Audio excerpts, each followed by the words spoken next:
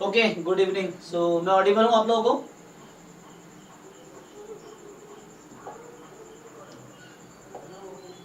Yes sir.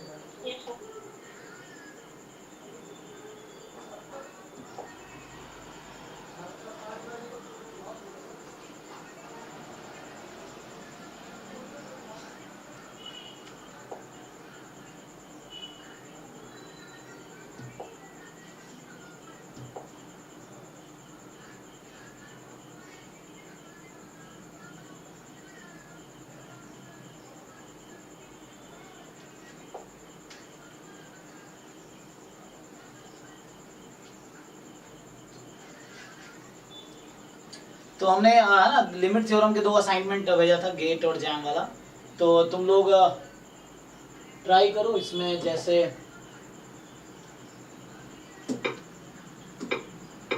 अच्छा मैं try किया होगा ना, मैं डाउट बताओ। हाँ सीधा सीधा तो कर ही रखा होगा तुमने।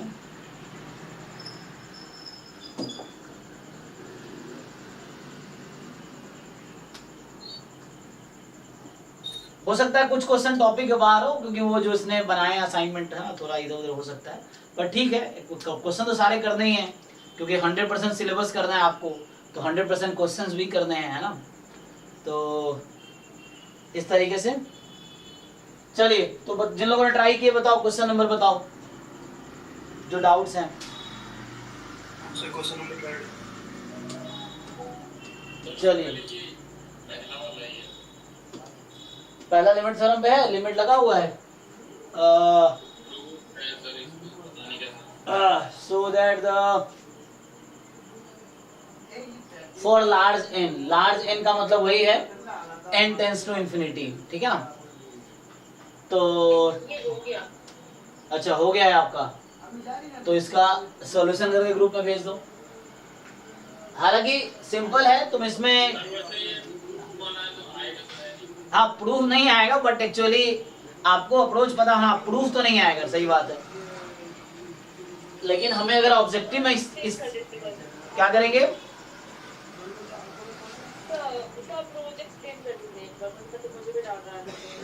तुम इसका मीन निकालो ना, तो क्या करोगे?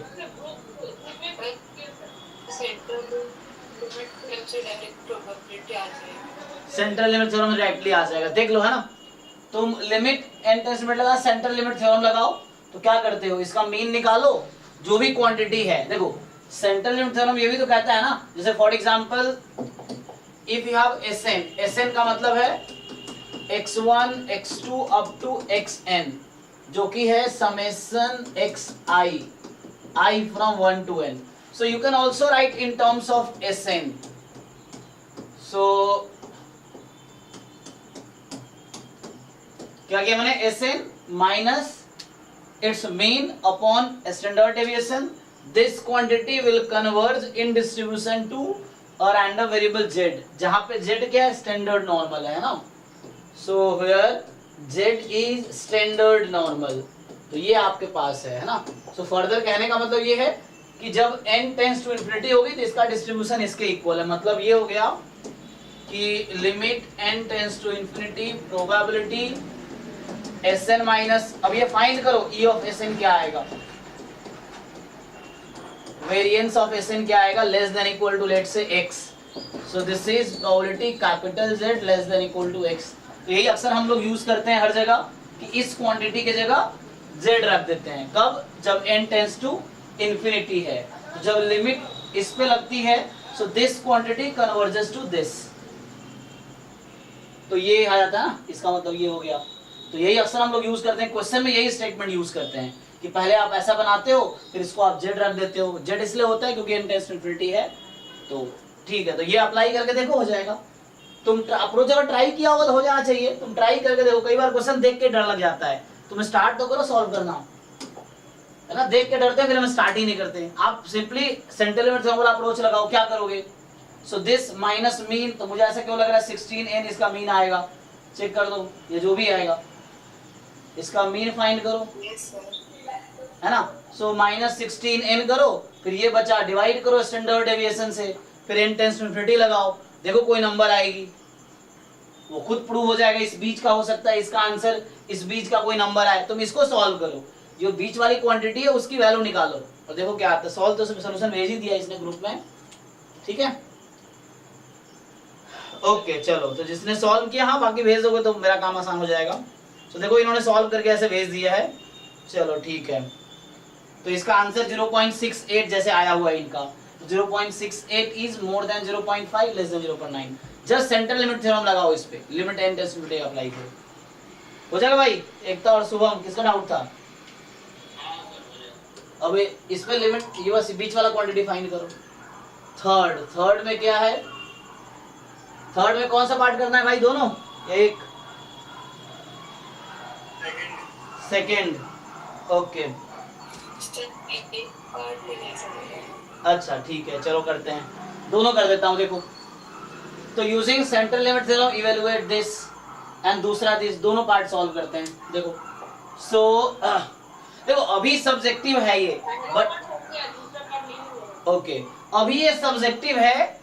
एग्जाम में, आपके एग्जाम में यही क्वेश्चंस या यही अप्रोच या सेम है ना क्वेश्चंस ऑब्जेक्टिव में फ्रेम हो जाएंगे, सिमिलर कॉन्सेप्ट ऑब्जेक्टिव में फ्रेम हो जाएगा, तो ऑब्जेक्टिव में ऑप्शंस आ जाएंगे, बट कॉन्सेप्ट तो वही रहेगा। देखो तो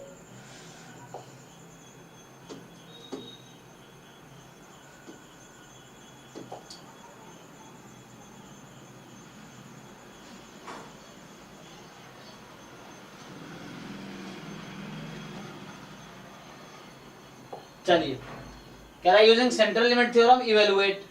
तो पहले कौन सा करूं? पहला तो कुछ लोगों ने कर लिया, तो दूसरा पहले करते हैं। वो क्या कह रहा है? Suppose that n balls are randomly placed into 2n cells।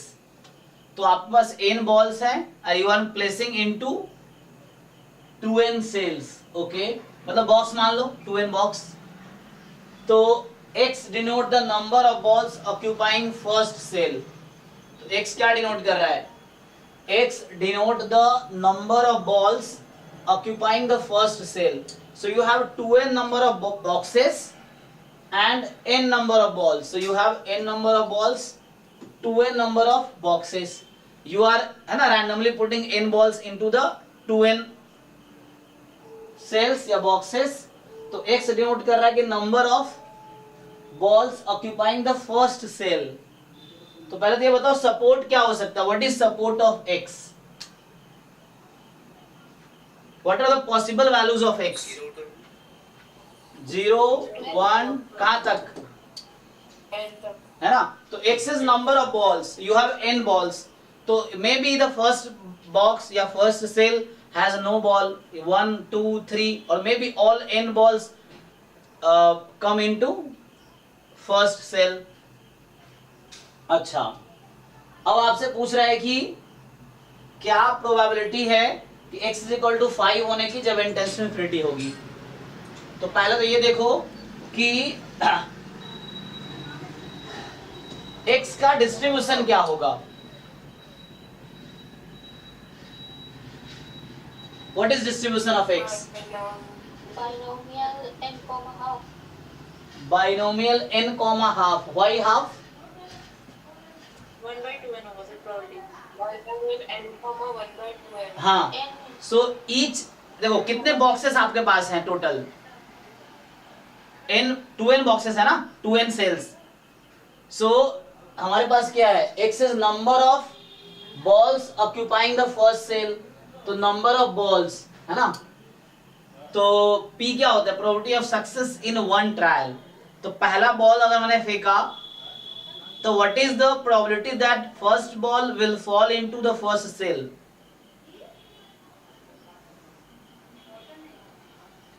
मतलब कितने पॉसिबिलिटी, उस बॉल के पास कितने पॉसिबिलिटी है टोटल? 1/2n। हाँ 2n ऑप्शंस है एंड 2n टोटल ऑप्शन है, इट विल चूज 1 ठीक है। तो x will have probability binomial n, 1/2n। ठीक चलो x note number of ball. Binomial से मतलब ये बाइनोमियल वाला जो आप मुझे बोल रहे डिस्ट्रीब्यूशन कैसे फॉलो करना है, ये थोड़ा सा। ये सपोर्ट किस रैंडम वेरिएबल का होता है? पहले ये डिसाइड करो कि ये सपोर्ट किस रैंडम वेरिएबल का होता है। ऐसा ये तो बाइनोमियल हो गया देखिए। तो आपको क्यों, तो इसमें ज्योमेट्रिक हो सकता है क्या? नहीं देखो पहली बात, अगर कोई डिस्ट्रीब्यूशन है तो सपोर्ट मैंने क्यों डिसाइड किया कि मुझे एक आइडिया मिल जाए कि व्हाट इज द डिस्ट्रीब्यूशन। अब ये तो पक्का है पॉइजन नहीं हो सकता, ज्योमेट्रिक नहीं हो सकता, कॉन्टिन्यूअस तो पॉसिबल ही नहीं है, बिकॉज रेंज इज डिस्क्रीट। तो रेंज जब डिस्क्रीट है तो ये कोई डिस्क्रीट डिस्ट्रीब्यूशन होगा। अब आपको सिंपली आपको पता होना चाहिए बाइनोमियल का क्या इंटरप्रिटेशन होता है। तो x is number of success in n trials, ये होता है ना। So you have n balls, you are putting, है ना, फर्स्ट बॉल थ्रो किया, सेकंड बॉल थ्रो किया, थर्ड बॉल थ्रो किया, ऐसे करके n बॉल्स थ्रो किया हमने। So we have n trials total and what is success here. तो सक्सेस क्या होता है, जो x के इंटरप्रिटेशन में इन्वॉल्व होता है। What is success here, the number of balls occupying the first cell, this is a success. So in binomial the x is number of success in n trials. So n balls are randomly, है ना, thrown into 2n boxes. So first, है ना, ball occupying the first cell is success. So what is the probability of success in one trial? ये binomial. If I throw one ball, so it will fall into one of the 2n boxes. तो वैसे ही trial है, बाहर नहीं जाएगा, तो one of the 2n boxes, तो each first ball has one choice out of 2n boxes, so 1/2n. so there are ना पर ये जो मैक्सवेल बोल्ट्जमैन वो सब कुछ था ना फर्स्ट ईयर में, हाँ, वो सब उसकी तरह दिखता है ये डिस्ट्रीब्यूशन। नहीं नहीं, तो आपको ध्यान रखना आपके सिलेबस में क्या है, बाहर से कुछ नहीं आएगा। तो आप, बोल्ट्जमैन का जो प्रोबेबिलिटी का था ना उसकी तरह दिखता है। हाँ ठीक है, इट्स फाइन, बट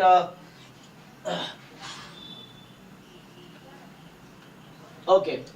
तो अब क्या करना है मुझे, सो x का डिस्ट्रीब्यूशन -n, 2n है। अब पूछ रहा है limit n tends to infinity, probability x is equal to 5। So अब देखो यहां पे तुम्हारे पास ऑप्शंस है, क्या आंसर आएगा, ऐसे अगर पुट करेंगे तो क्या आंसर आएगा। तो एक सर अगर n टेंड्स टू इंफिनिटी है तो ये पॉइजन में नहीं कन्वर्ट हो जाएगा। पॉइजन की डेफिनेशन नहीं होती ना कि ट्रायल्स इनफाइनाइट और प्रोबेबिलिटी मतलब क्लोज टू 0 है, बहुत छोटी हो। हाँ, तो तुम इसको अप्रोक्सीमेट ही करना पड़ेगा अभी। तो हम क्या करते हैं, सो है ना, डायरेक्टली लिखोगे तो ये कॉम्प्लिकेट होगा, कैलकुलेट करना है ना। अगर तुम कैलकुलेट करना चाहो तो क्या बनेगा, मैं पूछ रहा हूँ, बनेगा क्या, NC5 1/2n की पावर, है ना, इस तरह से 5 और उस तरह से बनेगा, बट वो डिफिकल्ट होगा। तो अब तुम्हें यही करना है यहाँ पे। तो सेकेंड पार्ट में आ जाता है, डायरेक्टली भी आ गया है, n कैंसिल होके आ जाता है। अच्छा वो भी कर सकते हैं, अप्रोक्सीमेशन भी यूज कर सकते हो तुम। तो है ना, यहाँ से लिखा नहीं है, कई बार डायरेक्टली लिखा रहता है, तो यू कैन यूज, है ना, पॉइजन अप्रोक्सीमेशन या नॉर्मल अप्रोक्सीमेशन, डायरेक्टली भी आ जाता है, ठीक है, देख लो। सो n चूज 5 और p जो है 1/2n, इसकी पावर 5, 1 - 1/2n, इसकी पावर n - 5। अब इसको थोड़ा सा सिंप्लीफाई कर लो, पहले सेकेंड पार्ट कर रहे हैं हम लोग, तो यू सिंप्लीफाई फर्स्ट, तो क्या आएगा, so limit n tends to infinity, इसको खोल लो, ओपन कर लो चाहो तो, है ना। सो n factorial 5 factorial n - 5 factorial, ये इसका एलसीएम ले लोगे तो ये 2n की पावर टोटल आ जाएगी, n ही आ जाएगी डिनोमिनेटर में, एलसीएम ले लो, और 2n - 1 की पावर n - 5 रहेगी। चेक कर लो, अब इसको सिंप्लीफाई करो। So when you will simplify limit, वो अप्रोक्सीमेशन से भी आंसर वही अप्रोक्सीमेट आ जाएगा, कोई दिक्कत नहीं है। हालांकि एग्जाम में जनरली लिखा रहता है यूज अप्रोक्सीमेट, नहीं तो आप यूज कर सकते हो, तभी आंसर वैसे ही आएगा, अप्रोक्स वही आएगा। इसको ओपन करो, क्या आएगा, सो n n - 1 n - 2 n - 3 n - 4 upon में 5 फैक्टोरियल, है ना, n - 5 फैक्टोरियल कैंसिल कर दिया मैंने। अब बचा आपके पास 2n - 1, इसकी पावर n - 5 n अपॉन में 2n की पावर है टोटल n, यही है ना। अब इसको सिंप्लीफाई करो, तो एक एक 2n को सबके साथ शिफ्ट कर दो, है ना। तो आप क्या करो, इसको जब लिमिट निकालनी है, ये डिनोमिनेटर में 2n की पावर n है ना, तो एक 2n यहाँ लाओ, एक इसके साथ, एक इसके साथ, एक इसके साथ, सबके साथ एक एक 2n फिक्स करो। तो क्या होगा, limit n tends to infinity, तो जैसे 1/5 फैक्टोरियल बाहर भी रख सकते हो, है ना, ये तो बीच में इनटू है। अब इसमें लिमिट सॉल्व कर लो जस्ट,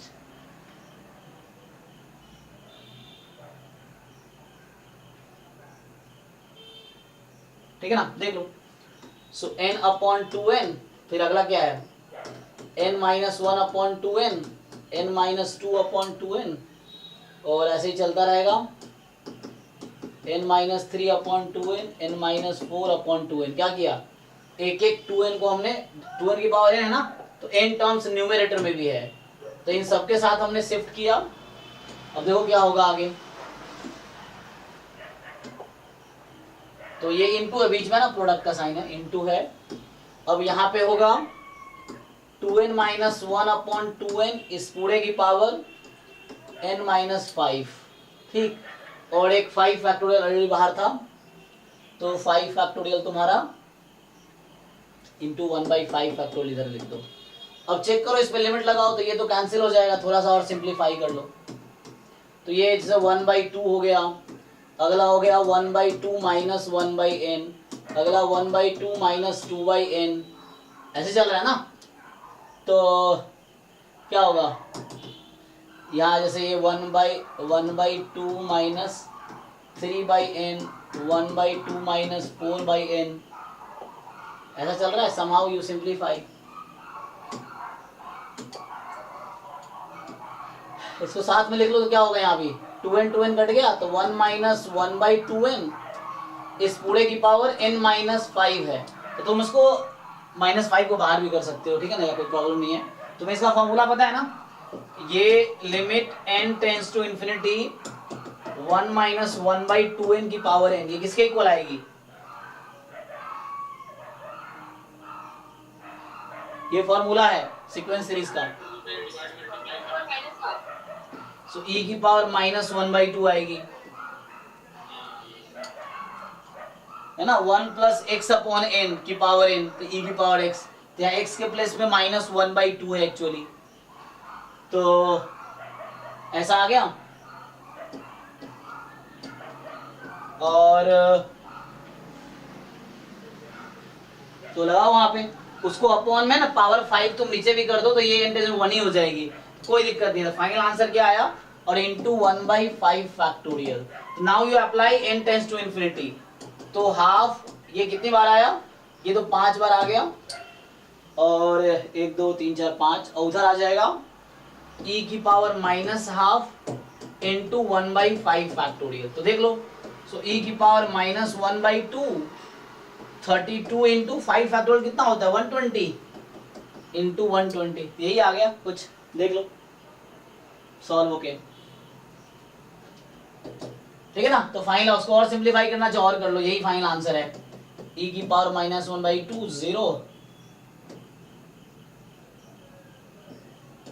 3840।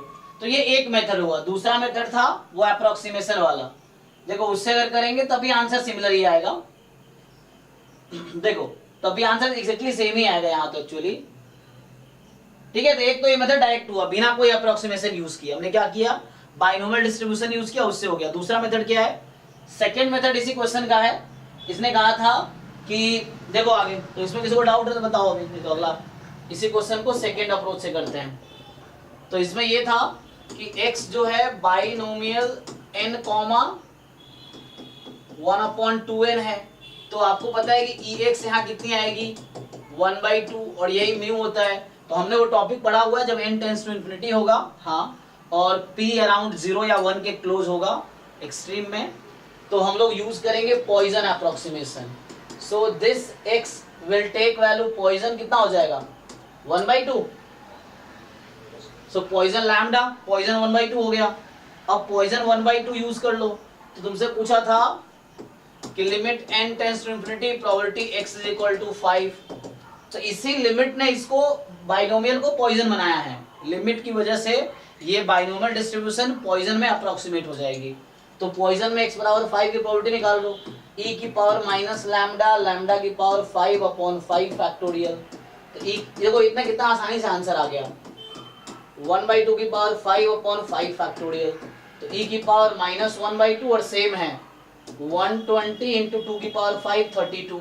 तो आंसर एग्जैक्टली वही आया जो वो आया था, उससे थोड़ा लंबा हुआ है क्योंकि लिमिट निकालना पड़ा, यहाँ डायरेक्टली आ गया। तो e की पावर -1/2 और ये कितना लिखा था मैंने यहाँ पे, ये हो गया 3840। तो ये एक मेथड है दूसरा। यहाँ क्या यूज हुआ है, पॉइजन अप्रोक्सीमेशन टू बाइनोमियल, जो जैम और गेट सिलेबस में है। So when n is large, you can approximate it using Poisson, you can approximate it using normal. लेकिन नॉर्मल जनरली हम कोशिश करते हैं हमारा p हाफ के आसपास हो, है ना।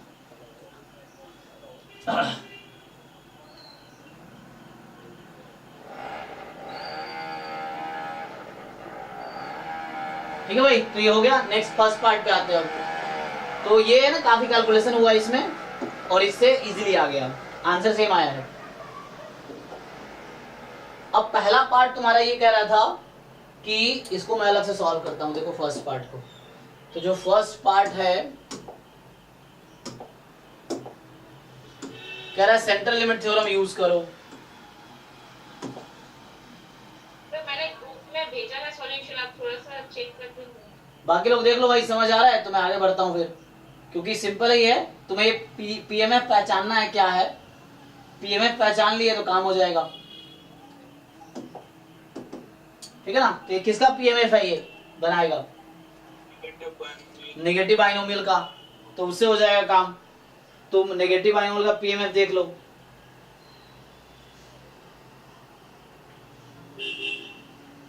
ये इतना लंबा हुआ क्या ये,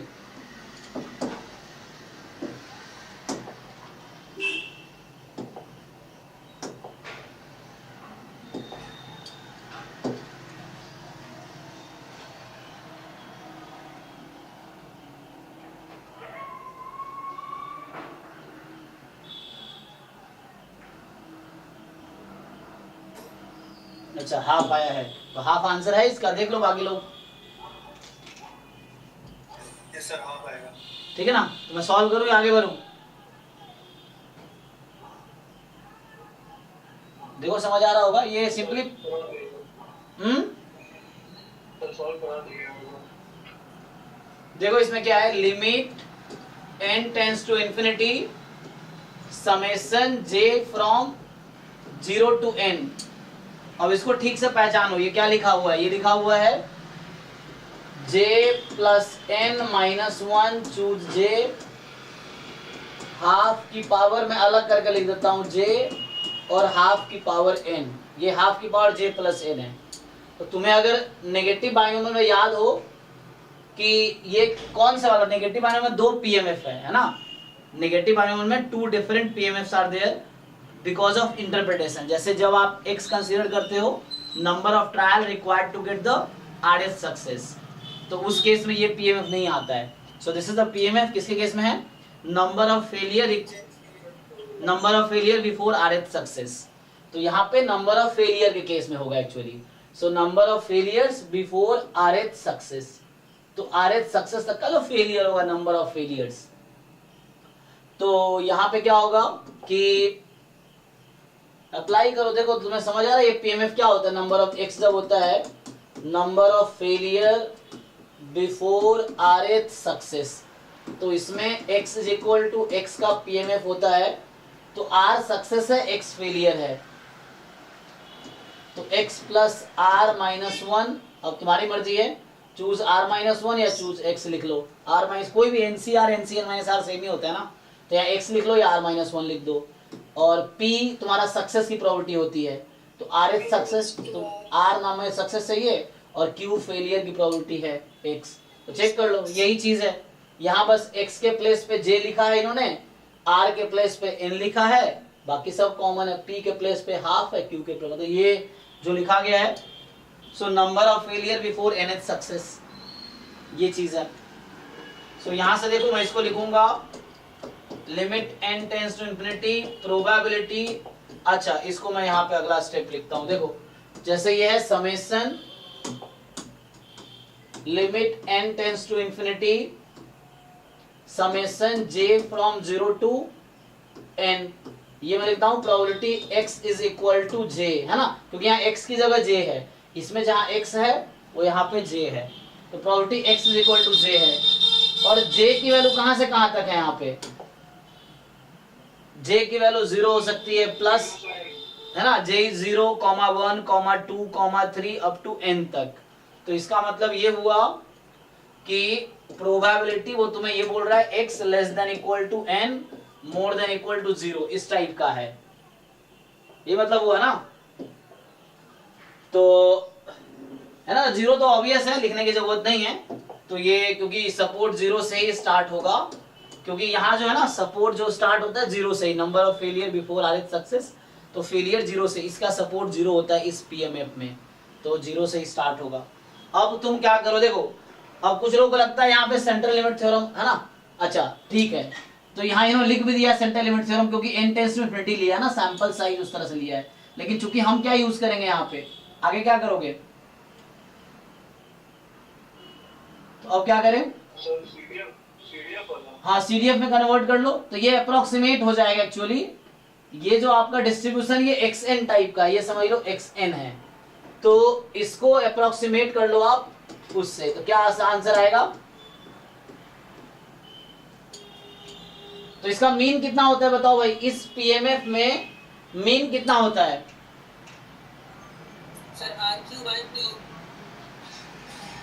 RQ बाई P, तो ठीक है मीन घटा दो इसका, तो डिस्ट्रीब्यूशन क्या है कंपेयर करो, ये जो x मैंने लिखा है x का डिस्ट्रीब्यूशन क्या है अभी,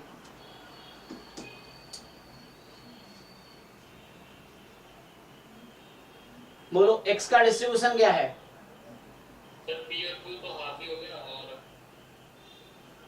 हाँ नेगेटिव बाइनोमियल, क्या लिखते हैं हम लोग नोटेशन नेगेटिव बाइनोमियल में, r, p, तो r इज व्हाट, r के प्लेस पे n है, कंपेयर करो उसके साथ, p के प्लेस पे क्या है 1/2, मान लो रैंडम वेरिएबल xn है, मैं xn बोल देता हूँ क्योंकि n इन्वॉल्व है ना, तो n इन्वॉल्व है तो xn है रैंडम वेरिएबल, तो xn less than equal to n, तो यहां से अब ये तुम्हारा xn जो है नेगेटिव बाइनोमियल है n, हाफ, तो यहां से e ऑफ xn क्या होगा, व्हाट इज मीन, बताना था ना,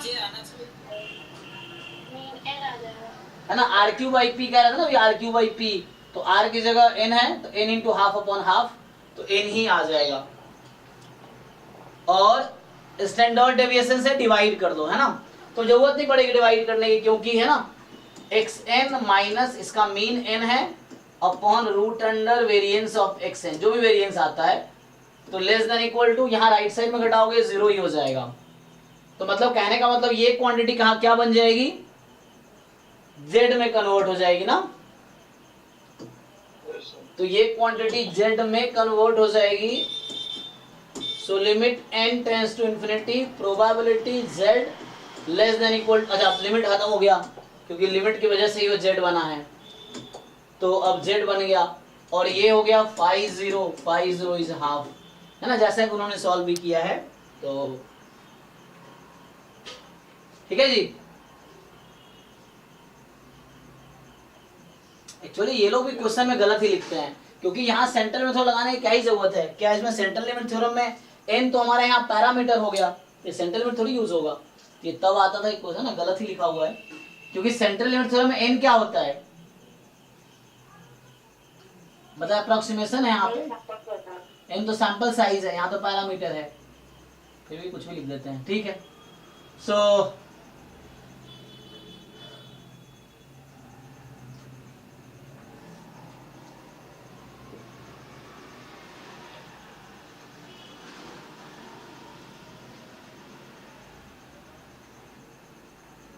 ठीक है, सीक्वेंस ऑफ रैंडम वेरिएबल, यहाँ सीक्वेंस ऑफ रैंडम वेरिएबल देना चाहिए, बट कोई बात नहीं, ठीक है। नेक्स्ट क्वेश्चन बताओ,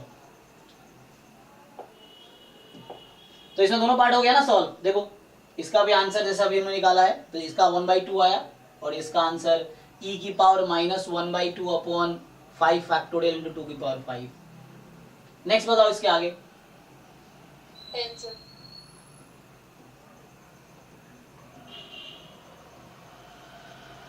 10 देखिए, तो जैसा 10 है ना, सिंपली आपको 2023 में क्वेश्चन आया था इस तरह, आपको फिट करना है समहाउ सेंट्रल लिमिट थ्योरम पे ट्राई करना ये है। क्वेश्चन को मैं एक चीज पूछना चाहती हूँ, इस क्वेश्चन में हमको अल्फा का वैल्यू करना है, जी। तो हम इसमें सेंट्रल लिमिट थ्योरम लगाएंगे, तो फिर हमको सिर्फ वेरिएंस ही तो निकालना पड़ेगा। किसका वेरिएंस निकालना पड़ेगा? यस, किसका वेरिएंस निकालना पड़ेगा, क्वेश्चन ये है। तो ये तो हो जाएगा, इजी है। तो करो ना फिर solve. Alpha upon root n, this converges in distribution to normal 0 1। अब आप, है ना, ऐसे तो इजी है, सेंट्रल लिमिट थ्योरम का स्टेटमेंट याद करो, तो क्या होगा, un माइनस 2 अपॉन दिस। हाँ, y का डिस्ट्रीब्यूशन में कंफ्यूजन हो रही थी, like y is x by 1 by minus x, so expand रुको, x का डिस्ट्रीब्यूशन, यहाँ x बताओ क्या है, beta 6,1। So beta first kind है ना 6,4, और ये थ्योरम होता है एक्चुअली, तो ये yi जो होगा बीटा सेकेंड काइंड बन जाएगा, बीटा सेकेंड काइंड 6,4 हो जाएगा है ना, ये ट्रांसफॉर्मेशन है। तो ये ट्रांसफॉर्मेशन है कि when xi is beta first kind m, n, तो x अपॉन 1 माइनस x जो होगा that will have distribution beta second kind and same parameter रहेगा। तो यहाँ से देखो बीटा सेकेंड काइंड में मीन क्या होता है, वहां से मीन निकालो जरा y का, क्योंकि un क्या है, y बार ही तो है, ये un जो लिखा है इन्होंने क्या है, ये y बार है, और y बार का मीन वही होता है जो ईच yi का होगा, तो y का मीन क्या आएगा, बीटा सेकेंड काइंड में मीन बताओ क्या होता है, 6,4। अल्फा बाय बीटा में आ जाएगा, अल्फा बाई 2 आ जाएगा, हाँ 2 आ गया, तो यही 2 यहाँ पे है। तो तुम्हें क्या करना है, ये अल्फा कुछ नहीं है, अल्फा इज जस्ट, तुम क्या लिखते हो, सिग्मा बाई रूट है ना, तो root under variance of y, मतलब yi, तो इसका वेरिएंस निकालो कितना आएगा, वो वेरिएंस का रूट ले लो तो वही अल्फा है, मतलब जैसे sigma, alpha is sigma actually. तो उसे फिट करना है आपको, somehow you have to fit on the central limit theorem, ठीक है ना। इसका वेरिएंस का फॉर्मूला देख लो, बीटा सेकेंड का वेरिएंस का फॉर्मूला क्या है, जो भी आएगा उसका रूट ले लो, वही आंसर है। सर ये मैं भूल गई थी, लाइक हाँ, ये ट्रांसफॉर्मेशन यूज करना है, ठीक।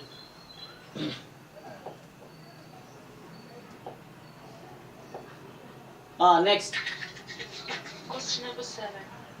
क्वेश्चन नंबर 7, चलिए 7 कह रहा है कि x1 x2 xn dot dot dot be the ID random variable common distribution, ठीक है, ये एक्सपोनेंशियल में शिफ्ट किया हुआ है, कोई बात नहीं। तो आपसे पूछ रहा है कि yi जो है इस तरह से है, no problem, limit n tends to infinity probability yn minus, अब देखो आपको बस समझना क्या है, थोड़ा सा ट्रांसफॉर्म किया है इन्होंने,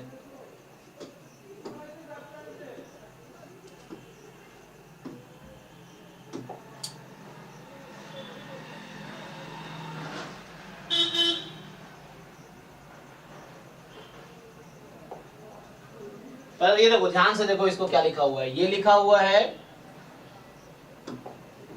ये किसका डेफिनेशन है बताओ, इसका क्या मीनिंग है, तो इसका मतलब है yn converges in probability to k, है ना, limit n tends to infinity probability mod yn minus k more than epsilon 0, less than epsilon होता 1 होता, for all epsilon more than 0, इसका मतलब है कि yn converges in probability to k, इस term का मीनिंग है। ओके, अब जरा इसको ध्यान से देखो, तो यहां मैं अगर x माइनस xi माइनस 1 को y नाम दे दूं, yi नाम दे दूं, तो बताओ yi का डिस्ट्रीब्यूशन क्या होगा,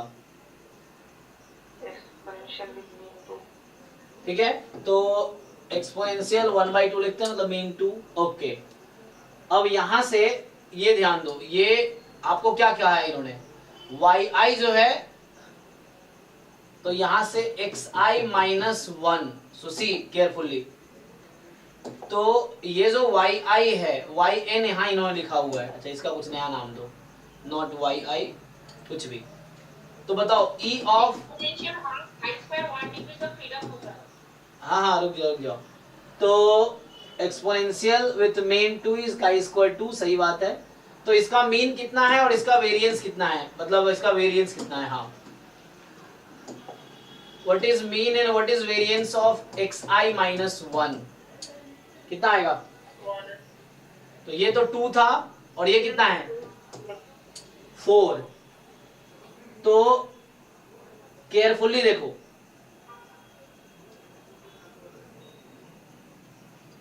सो इन दोनों को यूज करके मुझे बताओ what is expectation of xi minus 1 whole square, ये कितना आएगा।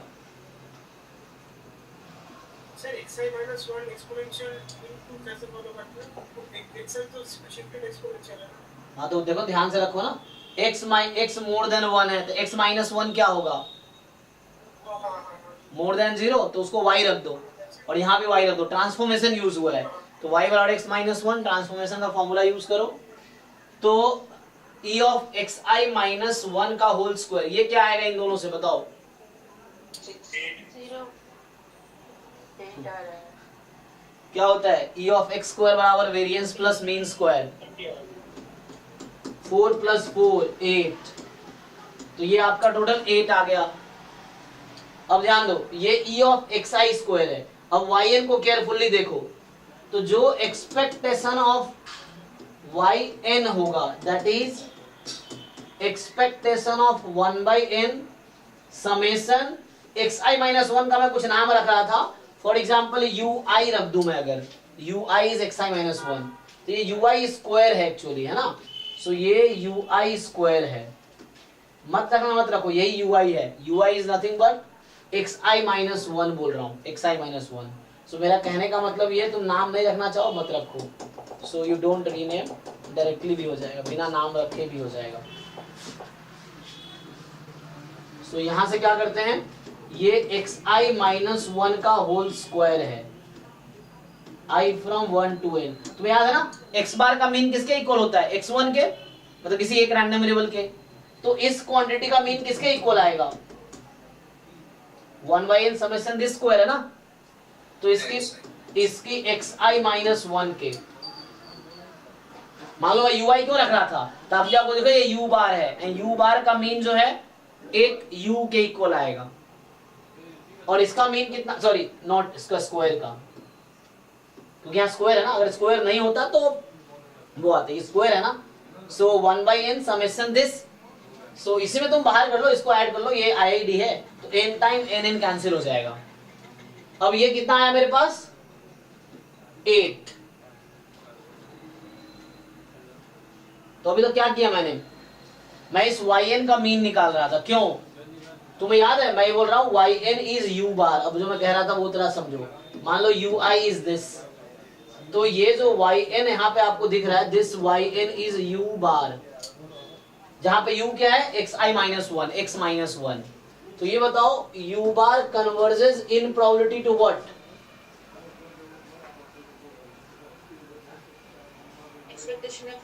expectation of just u. So this quantity will converge just expectation of this, ये quantity, मतलब this is 8 actually, इतना दिमाग नहीं लगाना, this is just 8, so k is 8। अब देखो कैसे,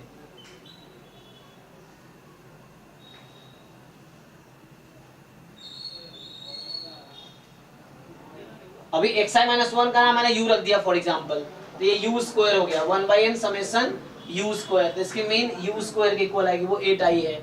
तो yn जो है वो u bar actually, so that is equal to, यही इक्वल है 8 के, दिस इज 8 एक्चुअली, और ये yn is nothing but the u बार। अभी क्वेश्चन पूछो अगर कहीं दिक्कत है बताओ। मेनली क्या हुआ है, तुम जानते हो ना x bar converges in probability to ex, तो वही हो रहा है यहाँ पे। तो xi की जगह xi माइनस 1 का होल स्क्वायर यूज हुआ है। यहाँ अगर xi होता जस्ट तो ex आंसर होता, तो वो xi की जगह ये यूज हुआ है, तो x की जगह यहाँ पे बस इसका मीन यूज करना है। तो कहने का मतलब ये है मेरा यहाँ पे कि जो तुम्हारा, ध्यान से देखो, मैं central limit theorem, sorry week law of large number का स्टेटमेंट याद करो, 1/n summation xi square I from 1 to n converges in probability to what?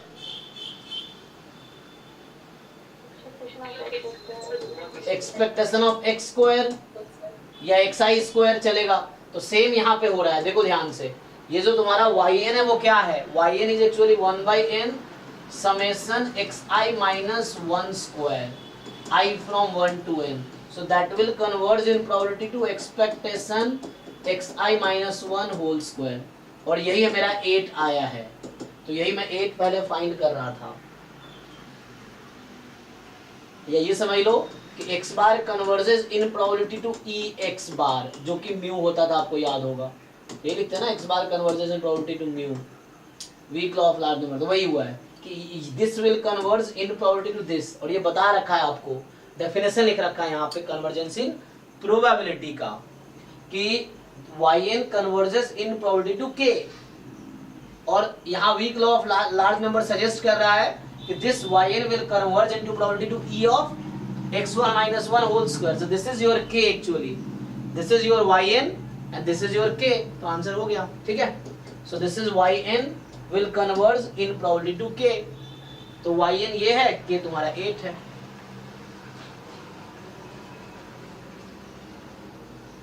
somehow तुझे yn का मीन निकालना था, है ना, तो उसके लिए थोड़ा ट्रांसफॉर्मेशन यूज हुआ, xi minus 1 को मैंने कुछ नया नाम रख दिया इस तरीके से।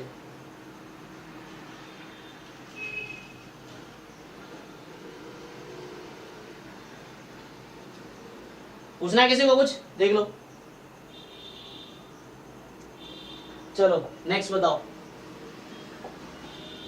सर क्वेश्चन नंबर 18, उसमें सर बस वेरिएंस का आई डोंट नो कौन से करा, उसको इसका आंसर नहीं आता। 18 यस सर, ये वाला, ओके। ये कह रहा है कि x1 x2 xn be a sequence of IID this ascend summation है x बार, ठीक है। then the distribution of which of the following sequence of random variable converges to normal with mean 0 and finite variance।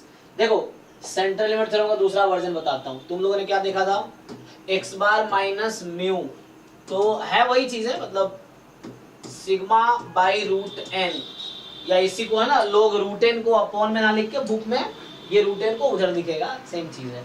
तो हमने ये पढ़ा है कि this quantity will converge in distribution to normal 0 1, यही देखा था हमने। इसको थोड़ा सा मॉडिफाई करोगे तो x bar minus mu 1 by root n, this will converge in distribution to क्या होगा,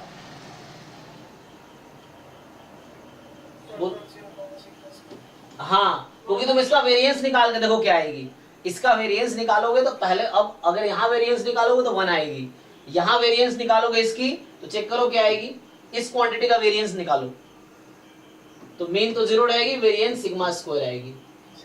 तो ये तुम्हें यूज करना है वहां पे, तो इसी को तुम ठीक से लिखोगे तो है ना, बुक्स में क्या करते हैं, इसी को लोग ऐसे ना लिख के root n time x bar minus mu by sigma, या इसी को लोग यहाँ लिखते हैं root n x bar minus mu, है ना। इसी में एक डेल्टा मेथड आता है कि like g of x bar minus g of mu upon 1 by root n, जिसको हम ऐसे भी लिख सकते हैं रूट एन टाइम, है ना, मतलब root n time g of x bar minus g of mu, जो कि है g of x bar minus g of mu upon 1 by root n, same चीज है। So this quantity will converge in distribution to normal 0 comma, ठीक है, 0 comma,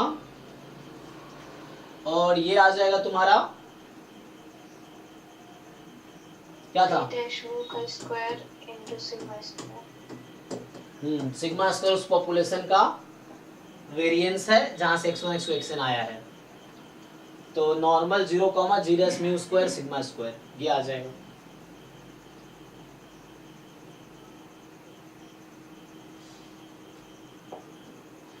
sorted से बन जाएगा। यहाँ पे फाइनाइट वेरिएंस दे रखा है, अगर वेरिएंस 1 दे रखा होता तो हमको फर्स्ट लॉ फॉर्मूला यूज करते। हाँ, फाइनाइट वेरिएंस है, वेरिएंस फाइनाइट आ जा चलेगा, तो बस तुम देख लो इसके जैसा कौन है, काफी है।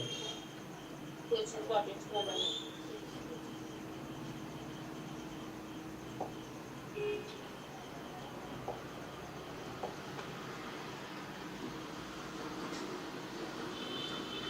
ठीक है, तो आपको बस देखना किसका ऐसा फाइनाइट वेरिएंस आएगा। तो मोर देन वन ऑप्शन हो सकता है, देख लेना क्या है। Which of the following sequences of, तो बस वो तुम्हें देखना है कि, तो कोई नहीं, ऐसे डायरेक्टली वेरिएंस निकाल लो, दिख जाएगा फाइनाइट वेरिएंस किसका आता है, लेकिन उस फॉर्म में आना चाहिए। नॉर्मल पे कन्वर्ट कब करेंगे, जब इसका मीन ये आना चाहिए, तो वहाँ से मीन निकाल लो, दिख जाएगा। ये कर लूंगी फिर 19 है। हाँ हाँ, तो 19 वाला 19 वाला, हाँ। सर ये बहुत बार आ चुका है एग्जाम में, ये समझ नहीं आता। ये Z1 ZI1 ये कितना आसान सा क्वेश्चन है।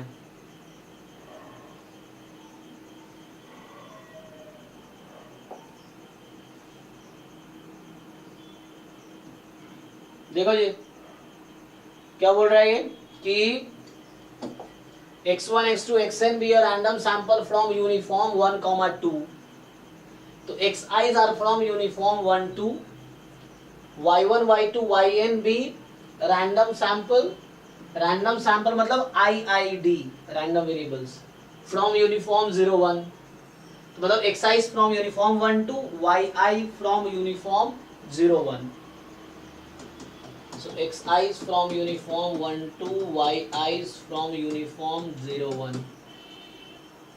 अब suppose that the two random samples are independent, और ये दोनों इंडिपेंडेंट दे रखा है कि ये दोनों इंडिपेंडेंट है, ठीक। अब डिफाइन किया जेड की वैल्यू 1 है या 0 है, सो जेड आई इज 1 और 0, तो जेड आई क्या है, कॉन्टिन्यूअस रैंडम वेरिएबल होगा या डिस्क्रीट रैंडम वेरिएबल होगा,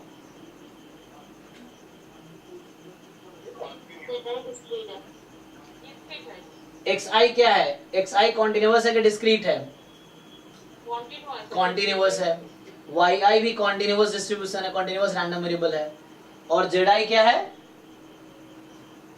डिस्क्रीट रैंडम वेरिएबल है। क्यों, क्योंकि जेड आई का रेंज तुम्हें बताया था ना कि जिस रैंडम वेरिएबल का रेंज काउंटेबल सेट आ जाए मतलब वो डिस्क्रीट रैंडम वेरिएबल है। तो जेड आई के रेंज में दो ही वैल्यू, या तो 0 होगी, रैंडम वेरिएबल एक फंक्शन है तो function will take either value 1 और 0, सो इसकी वैल्यू या तो 1 आएगी या 0 आएगी, तो ये 2 पॉइंट फंक्शन हो गया। In fact Z I is Bernoulli distribution, मैं ये बोल रहा हूँ कि जेड आई का डिस्ट्रीब्यूशन बर्नौली होगा, बर्नौली पी। अब वो पी क्या है बताओ जरा, मैं बोलना चाहता हूँ Z I is Bernoulli P.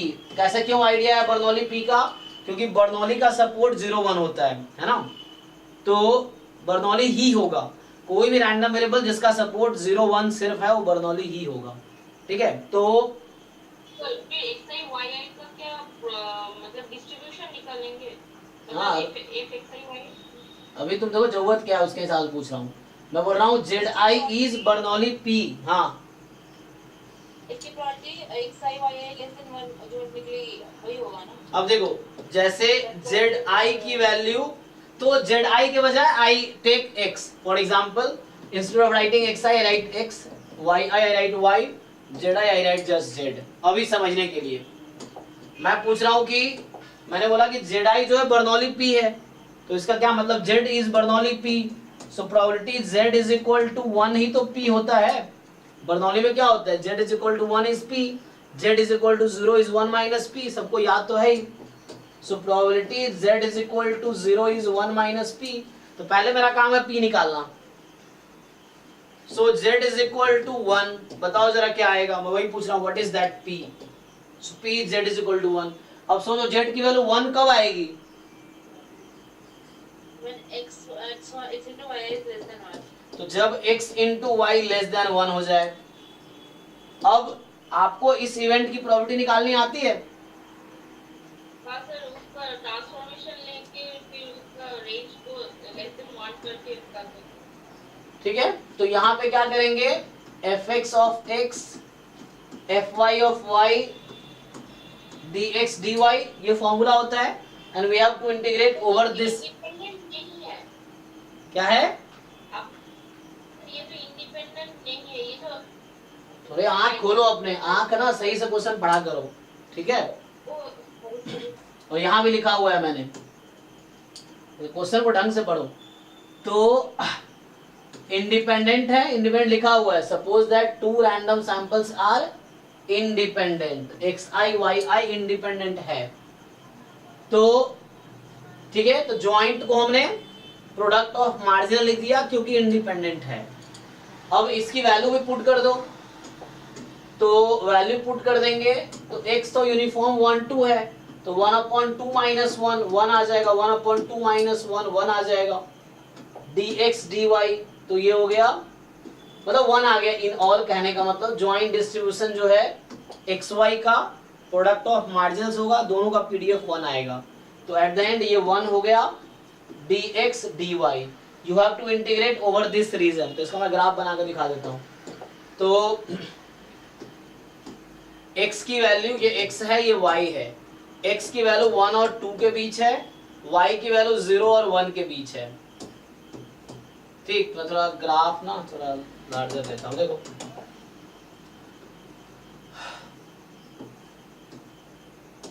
सो 1 2 और ये xy इज इक्वल टू क्या ग्राफ है, xy इज इक्वल टू 1 का ग्राफ बना रहा हूं मैं। ये रेक्टेंगुलर हाइपरबोला है, xy इज इक्वल टू 1। तो xy इज इक्वल टू 1 है, तो x को 1 रख देते हैं, तो y की वैल्यू 1 आ जाएगी। So this line is y is equal to 1, क्योंकि ये पॉइंट 1,1 है। ये पॉइंट क्या है, x की वैल्यू 2 है, तो y की वैल्यू 1/2 हो जाएगी।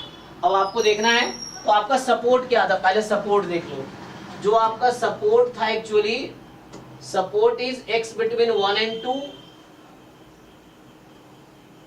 And y between 0 and 1। सो ये जो रेक्टेंगल आपको दिख रहा है, दिस इज सपोर्ट। सपोर्ट किसका, ज्वाइंट रैंडम वेरिएबल xy का, मतलब अभी के लिए सैंपल स्पेस समझ लो। तो ये आपका सैंपल स्पेस था। अब आपको इसमें प्रोबेबिलिटी निकालनी है xy लेस देन 1 की।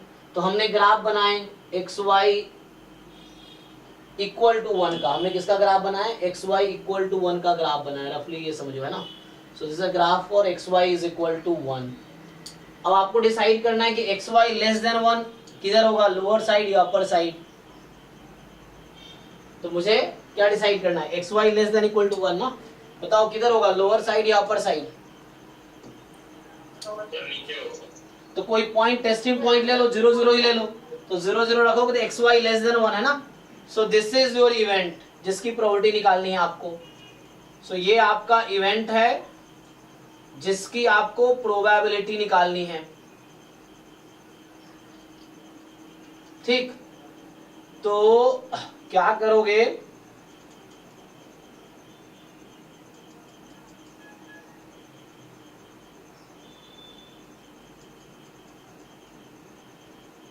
ठीक है। तो इस रीजन पे आपको, ये येलो रीजन दिख रहा है ना, इस रीजन पे आपको इंटीग्रेट करना है। तो क्या फाइंड करना था आपको, तो आपको फाइंड करना है जो p मैं आपसे पूछ रहा था, small p, that is z is equal to 1 and that reduced to xy less than 1 and that reduced to double integration dx dy। अब देखो, आपको देखना है, पहले खुद से समझना है कि dx dy इज बेटर और dy dx इज बेटर। तो जो बेटर होगा वो लो आप। तो यहाँ आसान लग रहा है, ये लिमिट लेना पहले आसान है, तो मुझे dy dx लिखना पड़ेगा। तो instead of writing dy dx, हमारी मर्जी है ना, मैं dx dy से इंटीग्रेट करूँ, dy आंसर सेम आएगा। तो जो इजी लगेगा मैं उससे इंटीग्रेट करूंगा। सो dy dx, सो y की लिमिट, यहाँ y बराबर क्या है, 0, x एक्सिस है। यहाँ y बराबर क्या है, क्या है जी, 1/x। तो 0 to 1/x। अब ये जो रीजन है, इस पे x की लिमिट क्या है, तो 1 से 2। अब इसको इंटीग्रेट कर दो, तो 1 से 2, ठीक है। अच्छा, 1/x dx, तो ये log 2 माइनस log 1, तो log 1 तो 0 हो गया, तो log 2 बेस e। तो ये फाइनली आपका आ गया p की वैल्यू, जो मैं p आपसे पूछ रहा था। सो दिस p जो मैं पूछ रहा था, ये जो p है ना, ये log 2 है, ln 2 आ गया। दिस स्मॉल p मतलब z is Bernoulli with parameter p is equal to log 2। अभी मैं इधर ही हूं, अभी यहां तक पहुंचे नहीं है। जस्ट मैं x का डिस्ट्रीब्यूशन पता था, y का पता था, मैं z का डिस्ट्रीब्यूशन निकाल रहा था। ये ट्रांसफॉर्मेशन का क्वेश्चन था, ये समझ लो। तो हमने अभी एक्स वाई के हेल्प से z का डिस्ट्रीब्यूशन कैलकुलेट किया कि z का जो डिस्ट्रीब्यूशन है वो बर्नौली डिस्ट्रीब्यूशन है with parameter p is equal to log 2। अब ध्यान से देखो क्या पूछ रहा है आपसे, ये अगला स्टेप क्या है। If limit n tends to निकालना पड़ेगा। रुको अरे रुको तुम, this limit n tends to probability, ये z बार ही तो है, ये जो 1/n समेशन z आई है, इसका मतलब क्या z बार, तो this is z bar minus theta का mod less than epsilon, this is equal to 1 for all epsilon more than 0। इसका क्या मीनिंग है?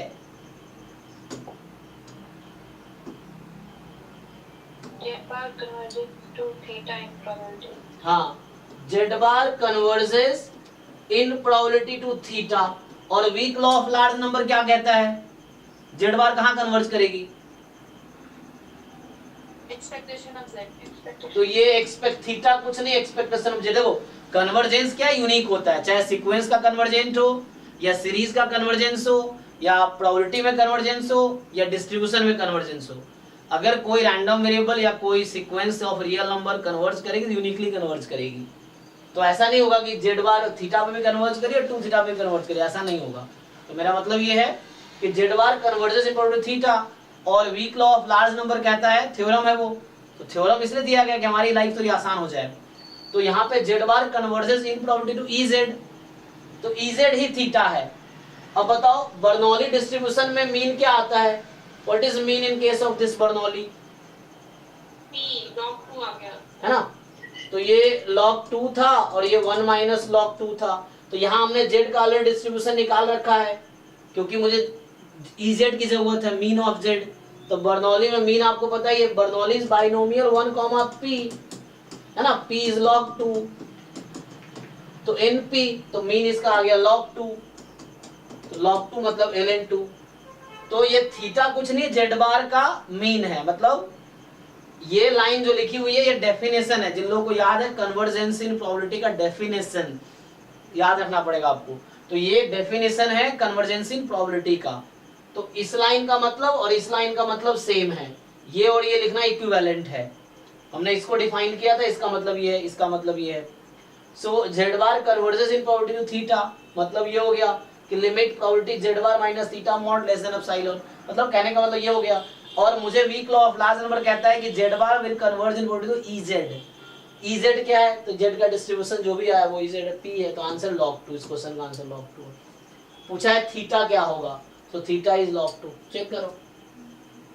इसमें दो क्वेश्चन को मिक्स कर दिया, एक तो ट्रांसफॉर्मेशन मिक्स कर दिया कि पहले z का डिस्ट्रीब्यूशन निकालो और उसके बाद फिर कन्वर्जेंस इन प्रोबेबिलिटी का डेफिनेशन तुम्हें याद है कि नहीं वो, और बाद में weak law of large number use किया। 3 चीजें यूज किया मैंने, ट्रांसफॉर्मेशन, फिर definition of convergence in probability and then weak law of large number.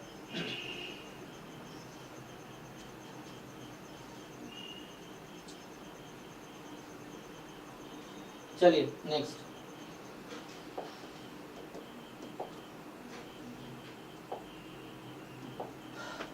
Next बताओ।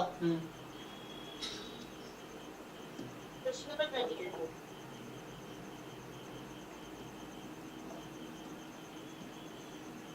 22 देखो ध्यान से, ये मेरा एक अभी रिसेंटली किया था, ये तुम लोगों ने जैम 2023 का सॉल्यूशन 4 वीडियो सॉल्यूशन के पढ़े, उसको देख लो, पूरा सॉल्यूशन हमने भी डिस्कस किया रिसेंटली 9 to 11 जो कर रहे थे हम, बैच 3 स्टार्ट किया था जो। तो बैच 1 हमारा वो था, है ना, जिन लोग बैच 1 था जो फर्स्ट में को स्टार्ट किया, सिलेबस कंप्लीट हो गया, तो बैच 1 ओवर हो चुका है। बैच 2 ये चल रहा है अभी। बैच 3 हमारा PYQ बैच था जो अभी मैंने होल्ड पे रखा है क्योंकि सिलेबस कंप्लीट नहीं हुआ है। फिर बैच 4 आएगा आगे, उसमें मॉक टेस्ट डिस्कशन करेंगे ना 1 नवंबर के बाद। तो 1 नवंबर के बाद दोनों बैच चलेगी, बैच 3 बैच 4। बैच 3 में PYQ डिस्कस होगा, बैच 4 में मॉक टेस्ट डिस्कस होगा। बैच 5 भी हमारा चल रहा है, बैच 5 अभी 9 to 11 में चल रहा है। बैच 5 क्या है? पर्टिकुलर गेट का बैच है, जो गेट एक्सक्लूसिव बैच में सिर्फ वो टॉपिक कवर कर रहे हैं जो गेट में है, जैम में नहीं है, है ना, तो वो जैम। तो 5 बैच ऐसे हमारा पूरा मतलब कंप्लीट हो जाएगा इस बार, ऐसा है अलग करके, ठीक है। एक बार डिस्कशन वाले सर वो रात में रख लेंगे थोड़ा सा, मतलब क्वेश्चन 22 सर। देखते हैं उसको, कोशिश करता हूँ मैं, तुम थोड़ा सा मैनेज करने की कोशिश करो अगर पॉसिबल हो तो। नहीं कर पाएंगे ना वरना। हाँ कोशिश करो क्योंकि सबके साथ लिमिटेशन है। हाँ अभी तो अकेले ही पढ़ा रहे हैं तो सीखना भी तो है, तो सीखेंगे कैसे? तब पढ़ाएंगे तो सीखे। तो होता क्या है ना, लोग इंटरव्यू देने के लिए तैयारी करते हैं, मेरा क्या यही तैयारी चल रहा है जो तुम्हें पढ़ा रहा हूँ मैं। ये पिछले बार गेट में 3rd रैंक क्यों आया, इसी यही तो तैयारी। मैं अलग से थोड़ी पढ़ता हूँ कभी कुछ, मैंने पीएचडी के लिए अलग से नहीं पढ़ा है। मेरी पीएचडी जल्दी कंप्लीट क्यों हो गई? लोगों को पीएचडी में 8-8 साल लगते, मेरे खुद सीनियर जिसको 8-8 साल लगे, उन्होंने 13 में ज्वाइन किया और 22 में डिग्री मिली, 9 साल लग गए पीएचडी करने में, मेरे खुद सीनियर है। और मैं अभी 21 में ज्वाइन किया और मैं अभी डिग्री ले सकता हूँ, लेकिन रूल है कि 3 साल से पहले कोई पीएचडी नहीं कर सकता। अभी इन्होंने रूल बना रखा है कि मिनिमम 3 साल देना ही है पीएचडी में, वरना मैं पीएचडी करके निकल चुका होता। क्योंकि पीएचडी में 2 रिसर्च पेपर पब्लिश होने चाहिए, मेरे 4 अभी हो चुके हैं पब्लिश, 4-5 और पब्लिश होंगे 1 साल में 2 साल में। तो ऐसा है, तो ऐसे कितना जल्दी पीएचडी मेरा क्यों हो गया, जबकि मैं ऐसा नहीं अभी पढ़ा रहा हूँ, पिछले 13 साल से लगातार मैं 4-5 घंटे पढ़ा रहा हूँ। यही तैयारी हो रही है मेरी। लोग अलग से तैयारी करते हैं, पीएचडी में तुम आओगे 1 साल कोर्स वर्क ही करते हैं लोग, कि पहले साल तुम्हें पढ़वाते हैं कि पढ़ो अपना बेस स्ट्रॉन्ग करो। अब मैं क्या ही बेस स्ट्रॉन्ग करूँगा, पिछले 13 साल से बेस ही स्ट्रॉन्ग कर रहा हूँ ना। पढ़ाना क्या है, बेस ही स्ट्रॉन्ग हो रहा है मेरा, तो यही फायदा है। तो पढ़ा रहे तो सीख रहे हैं, बस यही है। सब कुछ अकेले पढ़ा रहे तो अकेले सीख रहे हैं, अकेले पैसे भी कमा रहे हैं, दोनों काम हो गया है ना। तो इस तरह से तो 22 अच्छा रुको 23 पहले कर लेते हैं, फिर 22 पे आते हैं। इससे आसान है, एक लाइन का है ऐसे तो। ये तो वेरिएंस निकाल के ही हाँ होगा। बस है ना, ये तो एक लाइन का है। तो जैसे इसको ध्यान से देखो, लास्ट क्लास में डेफिनेशन बताया मैंने। तो क्या होता है कि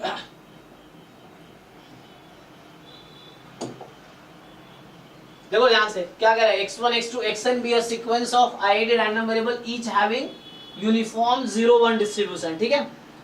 और y be the random variable having discrete distribution function g।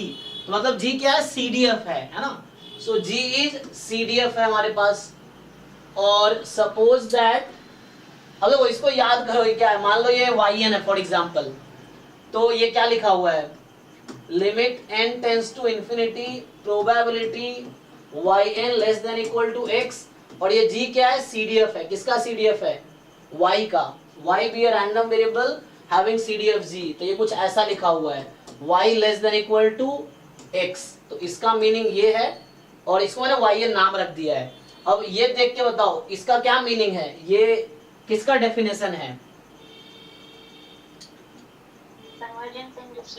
हाँ, तो ये कहना चाह रहा है कि yn जो है कन्वर्ज कर रही है इन डिस्ट्रीब्यूशन टू y।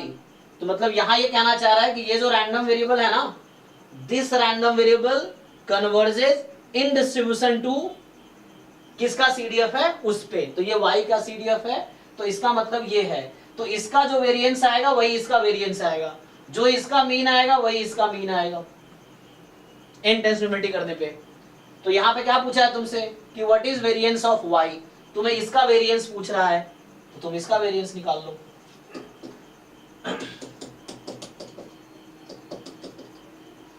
ठीक है ना, जैसे हम लोग वहां लिखते हैं सेंटर एलिमेंट थ्योरम में x bar minus mu upon में सिग्मा बाई रूट n। तो उसका जो वेरिएंस होगा वो 1 आएगा n टेंस टू इनफिनिटी पे, उसकी जो मीन आएगी वो 0 आएगी n टेंस टू इनफिनिटी पे। सेम चीज है यहाँ पे। सो इसका वेरिएंस निकाल लो, इजी है। तो you find variance of this, तो हो जाएगा। तो अगर तुम वेरिएंस फाइंड करोगे तो क्या होगा, variance of x1 plus x2 plus xn।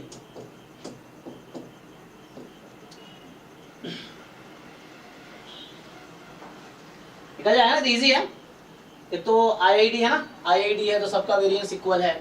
तो 1/16 बाहर, variance x1 variance x2 variance xn। अच्छा यहाँ तुम n टेंस टू इनफिनिटी लगा सकते हो अगर ये लिख रहे हो तो कोई दिक्कत नहीं होगा, क्योंकि है ना इसकी जो है डिस्ट्रीब्यूशन इस पे कन्वर्ज कर रही है कब, जब n टेंस टू इनफिनिटी है ना।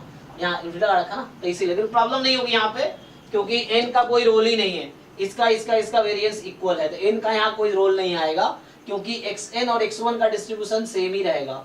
तो 3 टाइम वेरिएंस ऑफ x1, और वेरिएंस कितना है इसका, यूनिफॉर्म 0-1 का वेरिएंस कितना होता है ना। तो यहां से आ गया आपके पास 1/16 इंटू 3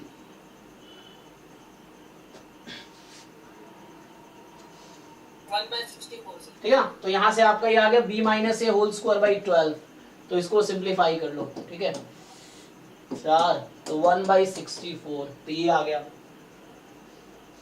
ठीक है, सो ये कन्वर्जेंस एंड डिस्ट्रीब्यूशन पे बेस्ड था।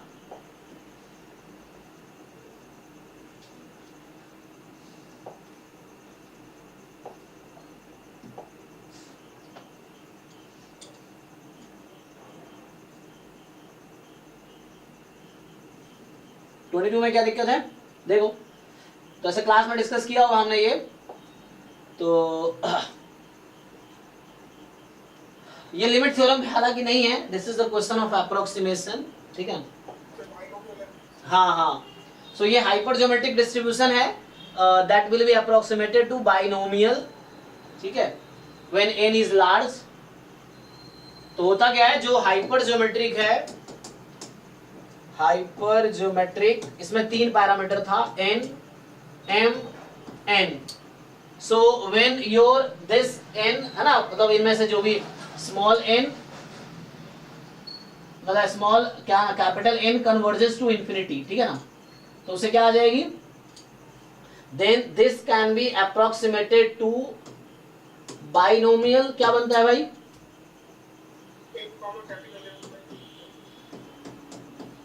ये बनता है। ठीक है, सो जब capital N very large quantity है उस केस में, मतलब कैपिटल M और N दोनों लार्ज क्वांटिटी है, M and N both are large quantity, in fact तीनों लार्ज, कोई दिक्कत नहीं है, लेकिन वो N हालांकि है ना।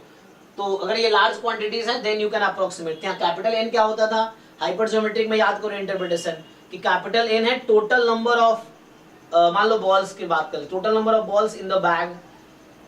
M क्या है, अब उसमें 2 तरह के होंगे, 2 ही पॉसिबिलिटी होती है हाइपर ज्योमेट्रिक में, या तो मान लो फॉर एग्जांपल व्हाइट या ब्लैक हो गया। So this m is the number of white balls, और n क्या है, number of ball we draw, that is n, small n, और x जो रिप्रेजेंट करता है कि number of white ball drawn. मैं बोल रहा हूँ बॉक्स में टोटल कैपिटल n है, उसमें m नंबर ऑफ व्हाइट है और बाकी capital N minus capital M black है मान लो, तो और small n we are drawing, तो ये 3 पैरामीटर है उसमें। ठीक है ना, x रिप्रेजेंट करता है number of white ball drawn, तो उसमें हाइपरज्योमेट्रिक बनता है।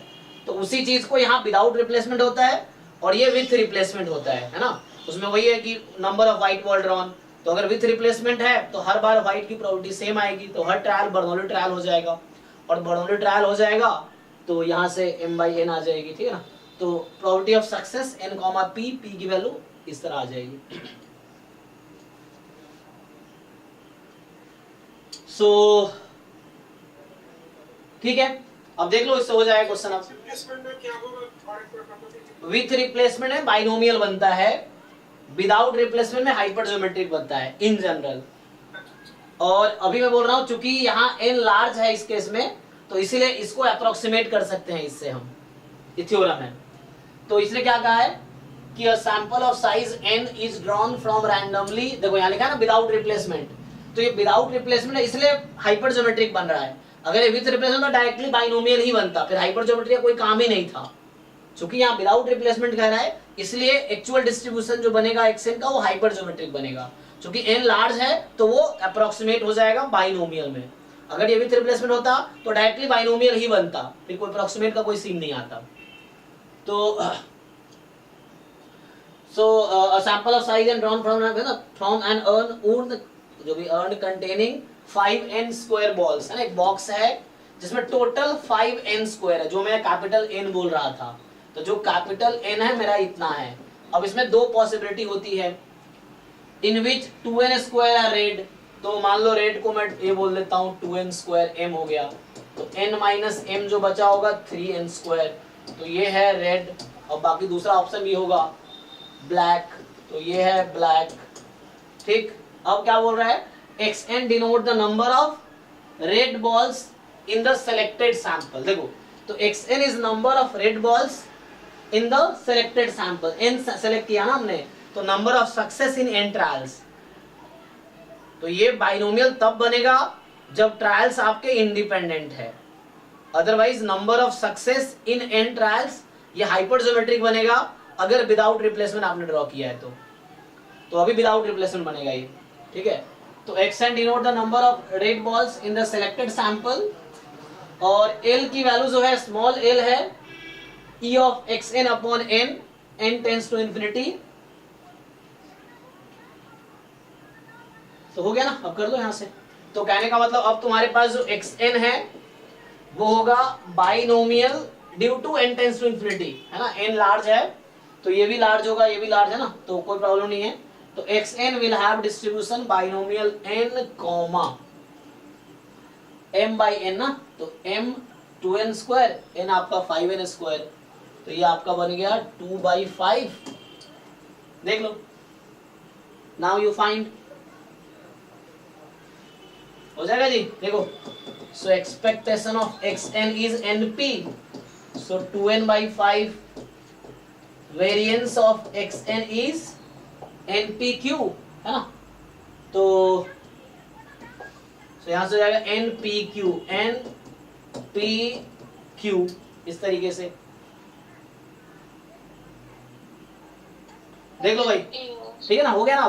तो l जो पूछा है exn अपॉन n है, तो l की वैल्यू यहां से आ गई 2/5 आपकी, और जो m है n डिवाइड कर रहे हैं ना आप, तो ये 6/25 आ गई, तो m इज 6/25। अब पुट कर लो ऑप्शन में, देख लो, AND होगा सर। ठीक है ना। तो बाकी लोग मैच कर लो अपना, देख लो।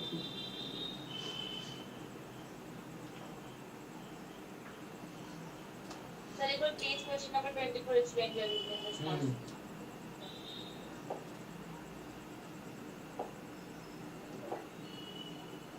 20 कौन सा? लास्ट 24 20। कुछ क्वेश्चंस और नहीं ऐड किए हुए हैं लिमिट थ्योरम के, ये तो और क्वेश्चन था। हाँ, जैसे ये कहाँ तक ऐड किया, अभी कुछ क्वेश्चन नहीं होगा क्योंकि उसने सारे ऐड नहीं किए होंगे। बाकी पीवाईक्यू देख लो, ये इसमें थोड़ा गलती किया जाम वालों ने, हमने डिस्कस किया था, ये क्वेश्चन उस पेपर में गलत है, मतलब क्वेश्चन ही समझ लो ऐसे गलत किया उसने, जिसने सॉल्यूशन बनाए हैं उसने भी गलती की है। तो मतलब ये अल्फा बीटा गामा के लिए गलत है। तो इसमें होता क्या है, फिर से देख लो, इसमें हमने डिस्कस किया था ऐसे। ये तुम्हें क्या बोल रहा है, ये बोल रहा है कि x1 x2 xn be a sequence of IID random variables each having PDF this। तो इसको कंपेयर करके देख लो, तो ये जो x है, ये जो x तुम्हें दिख रहा है, ये गामा से कंपेयर करो, है ना, गामा से दिख जाएगा, x की पावर अल्फा -1 होती है, तो अल्फा 3 है, और बीटा की जगह e की पावर माइनस बीटा x, तो बीटा 1 है। तो यहाँ से ex कितना आएगा तुम्हारा, अल्फा बीटा, और जो वेरिएंस है वो अल्फा बीटा स्क्वायर, ठीक। तो क्या होगा, अब तुमसे पूछा क्या है, इसको ध्यान से देखो, मैं इसको लिखता हूं। तो ये इन्होंने क्या लिखा है, limit n tends to infinity probability x bar less than equal to x, यही निकालना है, ये मुझे कैलकुलेट करना, बाद में कंपेयर करेंगे। तो अब तुम्हें सोचना है क्या होगा, so limit n tends to infinity probability x bar minus, x bar का मीन कितना आएगा, 3, तो इसको 3 माइनस करो, तो x bar minus mean upon x bar का स्टैंडर्ड मतलब स्टैंडर्ड डेविएशन √3/√10 ना, √3/√10, सिग्मा बाई √10, तो सिग्मा स्क्वायर है ये, this is mu and this is sigma square, तो सिग्मा बाई √10, तो ये हो गया, this is less than equal to x minus 3 √3/√10,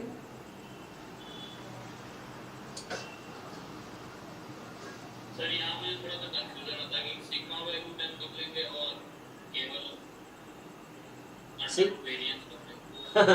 अरे तो सिंगल रैंडम वेरिएबल है, मान लो अकेला x है, तो x minus mu by sigma होगा, अकेला है तो, क्यों, क्योंकि x का मीन म्यू है तो वो घटा है, x का स्टैंडर्ड डेविएशन सिग्मा ही है, लेकिन जब तुम x बार लिख रहे हो तो x बार एक्चुअली नया रैंडम वेरिएबल है, ये इसका मतलब ये होता है, तो तुम्हें x बार का मीन घटाना है तो म्यू ही आएगा, और x बार का वेरिएंस कितना होता है, sigma by root sigma square by तो वेरिएंस होगा सिग्मा स्क्वायर बाई n, तो स्टैंडर्ड डेविएशन आएगा root under sigma square by n, तो मतलब यही रिड्यूस होके बन जाएगी सिग्मा बाई रूट एन। तो ये तब आएगा जब यहाँ x बार है, और x है तो सिर्फ सिग्मा आएगा। सर मतलब ये x बार जो है वो अलग-अलग मींस का पूरा डिस्ट्रीब्यूशन है। x बार एक्चुअली तुम्हारे पास n रैंडम वेरिएबल है, देखो यहाँ पे x1 x2 xn n number of random variables है, उसका तुमने एवरेज लिया है एक्चुअली। x बार क्या है? एवरेज है, मतलब x1 plus x2 up to xn upon n, ये है x बार। और जब x लिखते हो तो एक अकेला रैंडम वेरिएबल x है बस, और कुछ नहीं है इसमें। तो यहाँ पे x जो होता है वो normal mu comma sigma square है, तो उसके लिए तुम बताते हो कि ये जो आएगा ये नॉर्मल 0 1 आएगा। और यहाँ क्या है कि ये नॉर्मल 0 1 आएगा जब n टेंड्स टू इंफिनिटी होगी तब। तो यहाँ x बार का मतलब इस शॉर्ट में ये है 1/n summation xi, i from 1 to n। तो इसमें तुम मीन लगाओ, तो मीन लगाओगे तो 1/n बाहर e ऑफ xi, तो मीन n टाइम ऐड होगा तो n म्यू अपॉन n, तो म्यू ही आ जाएगा। यहाँ से तुम e ऑफ x बार निकालोगे, सब e लगाओ दोनों तरफ, तो ये म्यू ही आ जाएगा। जब वेरिएंस x बार निकालोगे तो 1/n बाहर आएगा तो 1/n स्क्वायर बन के आएगा। अब आगे आएगा variance of x1 plus variance of x2 plus variance of x3 up to variance of xn, सबका वेरिएंस इक्वल है क्योंकि IID है। तो sigma square plus sigma square plus sigma square, n sigma square numerator में है, और ये 1/n के बाहर वेरिएंस था, तो ये वेरिएंस के बाहर जब आएगा तो 1/n स्क्वायर बन के बाहर आएगा। तो n sigma square upon n square है, n कैंसिल हुआ, तो इसीलिए ये आता है sigma n sigma square by n square, जो कि रिड्यूस होकर सिग्मा स्क्वायर बाई n आता है। तो ये तुम्हें ध्यान रखना है, ठीक है। तो यहाँ x बार है तो ये आएगा सिग्मा बाई रूट n। अब क्या करोगे देखो, तो limit n tends to infinity है, तो ये हो गया z, लिमिट हटा दिया मैंने, z less than equal to root n x minus 3 by root 3, ये तुम्हारा बना यहाँ पे, ठीक है। अब देख लो, अब इसको तुम्हें इसके जैसा बनाना है, तो अब तुम्हें सोचना है कि ये क्या हो सकता है ना। तो इसके लिए तुम्हें क्या करना पड़ेगा, तुम्हें इसको लिखना है कि इसकी वैल्यू क्या क्या आ सकती है। तो सोचो जब x की वैल्यू 3 से कम है तो क्या होगी, तो जब x मान लो 2 है तो ये नेगेटिव, ये माइनस समथिंग आएगी। और तुम्हें अच्छा यहाँ लिमिट अभी यूज करना पड़ेगा मुझे, क्योंकि यहाँ n रह गया ना, तो लिमिट हटा नहीं सकते ना अभी। लिमिट हम कब हटा पाएंगे, जब n यूज कर लिया हो, अभी यूज नहीं किया मैंने, है ना। तो ये z तो हो जाएगा, कोई दिक्कत नहीं है, तो बाद में यूज करना, अभी z रहने दो। तो कहने का मतलब ये हो गया कि ये z में कन्वर्ट होगा और ये नेगेटिव नंबर बनेगी, तो ये 0 आएगा। What if x is equal to 3, तो इसी को आप ऐसा लिख सकते हो कि x more than equal to 3 and less than equal to 3, तो कितना आएगा, x equal to 3, x exactly 3 है, ठीक है। तो x जब exactly 3 रख दोगे यहाँ पे, तो तुम ये 0 हो गया इधर, रूट n का काम तो बाद में आएगा, तो x तो 0 हो गया, तो जब राइट साइड 0 हो गया तो z0 तो हाफ होता है। लेकिन क्या है, जिन लोगों ने इसका सॉल्यूशन बनाया है उन लोगों ने यहाँ 1 लिया है, तो आंसर तुम्हारा मैच तब करेगा जब यहाँ तुम 1 लोगे। तो अगर तुम 1 लोगे तो तुम्हारा आंसर मैच करेगा इस क्वेश्चन में। यहाँ तुम अगर 1 कंसिडर करोगे तो आंसर मैच कर जाएगा। और फिर x की वैल्यू अगर 3 से ज्यादा है, जैसे इन्होंने लिखा है, तो उस केस में जब x 3 से है ना, मेरा आंसर 1/2 आ रहा है, ठीक है ना यहाँ पे, लेकिन आंसर मैच तब होगा तुम्हारा जब तुम 1 कंसीडर करोगे, तो वो गलती है। तो और x मोर देन 3 लेंगे तो क्या होगा, तो ये पॉजिटिव क्वांटिटी है और n टेंड्स टू इंफिनिटी लगा देंगे तो ये इंफिनिटी बन जाएगी, तो infinity zn less than infinity, तो ये 1 आ जाएगी। लेकिन आंसर मैच तब करेगा तुम्हारा जब यहाँ 1 है, 0 1 1 लोगे तो मैच करेगा। अब तुम कंपेयर कर लो इसके साथ, तो अभी अगर मैं अपने आंसर के साथ कंपेयर करूं तो ऐसा कुछ बनेगा, देखो। तो अगर है ना, मैं अपने आंसर के साथ कंपेयर करता हूं इसको, तो ये बनाएगा, कंपेयर करो ठीक से, तो 0 की जगह 0 है, kx की जगह 1/2 है, kx की जगह 1/2, लेकिन x यहाँ 3 फिक्स है, यहाँ भी x बीटा गामा के बीच है ना, तो देखो पहले राइट साइड देख लो लिमिट, तो बीटा की वैल्यू 3 है और बीटा गामा दोनों 3 है, बीटा इज 3 गामा इज 3 और गामा इज 3, फाइन। तो पहले ये लिमिट के साथ कंपेयर कर लो। अब ये kx तो 3k, ये जो kx है k यहाँ 3, x यहाँ 3 है मेरा, तो 3k बराबर आ जाएगा यहाँ पे 1/2 है। लेकिन आंसर तब आएगा जब 1 रखोगे, मैं ये बोल रहा हूँ, आंसर मैच तब करेगा। और k गामा की वैल्यू, उनका k गामा मेरा यहाँ 1 है। अब इससे फाइंड करो, तो k यहाँ से जैसे आया 1/6 और यहाँ k 1/6 रखोगे तो गामा 6 आ जाएगा। लेकिन कॉन्ट्राडिक्शन ये आ गया, यहाँ से 3 आया, यहाँ 6 आ रहा है, तो ये कॉन्ट्राडिक्शन आ रहा है, तो ये क्वेश्चन गलत हो गया। तो क्वेश्चन अगर तुम्हें आंसर मैच करवाने हैं तो यहाँ 1 कंसीडर करो, फिर देखो आंसर मैच कर जाएगा। तो यहाँ 1 लोगे तो यहाँ से k की वैल्यू 1/3 आ जाएगी, तो यहाँ से k की वैल्यू 1/3 आ जाएगी और k जो ही 1/3 आएगी तो गामा 3 आ जाएगी, तो यहाँ भी गामा 3 है। अब तुम्हारे पास k मिल गया, गामा मिल गया, बीटा मिल गया, चाहिए क्या था? वही चाहिए था, देख लो। सो 2 beta plus 3 gamma plus 6k, सो 2 बीटा है ना 6 हो गया, 3 गामा 9 हो गया और 6k तो 2 हो गया, तो ये 17 आ गया। ठीक है, ये आंसर होगा 17। लेकिन ये आंसर तब आएगा जब यहाँ 1 आएगा, लेकिन 1 तो आएगा नहीं, क्योंकि x जब 3 एग्जैक्टली रख दिया मैंने तो ये तो 0 हो गया, तो n का तो जरूरत ही नहीं पड़ा, √n × 0 हो गया ये। मतलब मान लो 0 × ∞ भी बनती है, अगर 0 × ∞ क्यों बनेगी? क्योंकि टेंस टू 0 तो है नहीं, x टेंस टू 3 तो ले नहीं रहे हम x एग्जैक्टली 3 ले रहे हैं, तो है ना। अगर टेंस टू लेते तो मान लो 0 × ∞ बनता, फिर तुम कुछ एल हॉस्पिटल लगाते, कुछ ऐसा सोचते, लेकिन वैसा तो बनना नहीं है। कंटीन्यूअस में अगर पॉइंट लेते तो क्वालिटी 0 हो जाएगी ना, तो इन्होंने कंसीडर यूज ज्यादा किया, 3.1 कंसीडर कर दिया, 3.001 कंसीडर कर दिया। हाँ तो उसमें 1 आ जाएगा, 3 से जो ही ज्यादा लेंगे 1 आ जाएगा, लेकिन एग्जैक्टली 3 पे कितनी आएगी?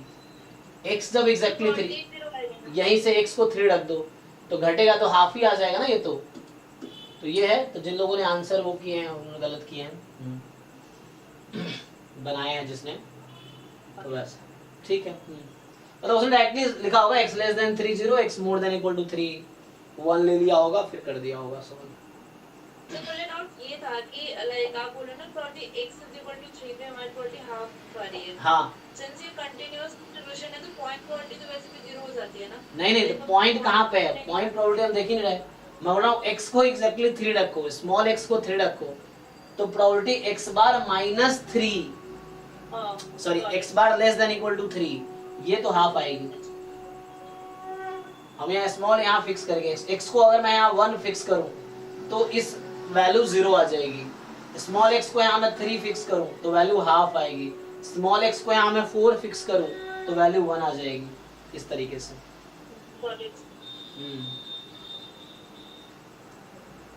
तो उन्होंने आंसर में गलत किया है, तो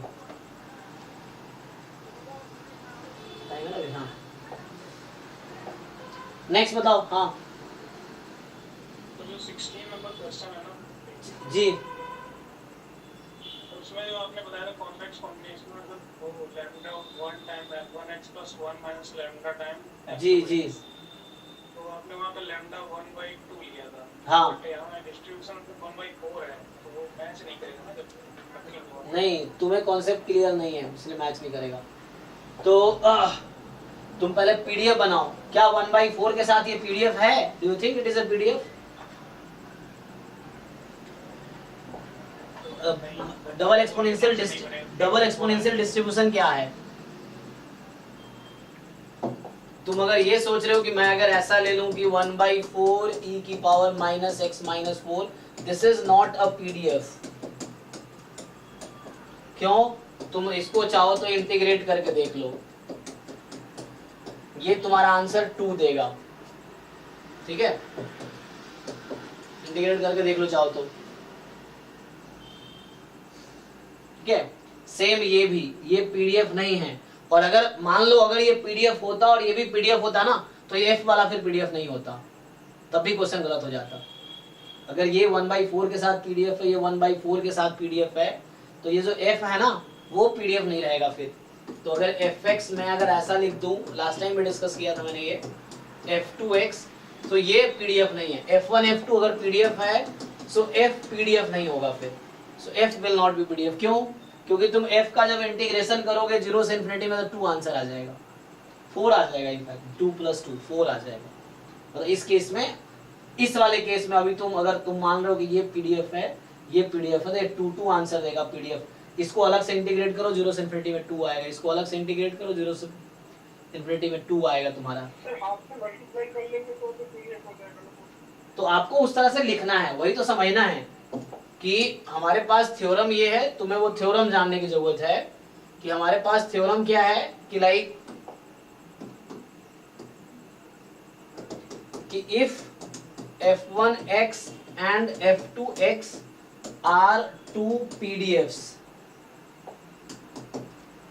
किसी दो अलग अलग रैंडम वेरिएबल के, मान लो ऑफ x1 and x2 या PDFs of x1 and x2 are PDFs of x1 and x2 respectively, then ये जो मैं नया पीडीएफ लिख रहा हूं fx, तो ये होगा lambda time f1x plus 1 minus lambda time f2x। This is PDF of third random variable x। x1 अलग है, x2 अलग है, x अलग है। इसका प्रूफ बहुत आसान है। तुम अगर इसको इंटीग्रेट करो lambda time f1x plus 1 minus lambda time f2x dx, minus infinity से प्लस इन्फिनिटी। अब इस इंटीग्रेशन को आप ब्रेक कर दो, ठीक है? ब्रेक करोगे तो क्या होगा, लैम्बडा टाइम f1 का इंटीग्रेशन, f1 तो खुद पीडीएफ है, तो f1 का इंटीग्रेशन किसके इक्वल आएगा, 1 के इक्वल आएगा। तो ये 1 के इक्वल आएगा, प्लस ऐसे ही 1 माइनस लैम्बडा टाइम जब f2 का इंटीग्रेशन करोगे, मैं ब्रेक कर रहा हूं इंटीग्रेशन को, पहले फंक्शन पे फिर दूसरे फंक्शन पे, तो ये भी पीडीएफ है, तो इसका भी आंसर 1 है। टोटल कितना आ जाएगा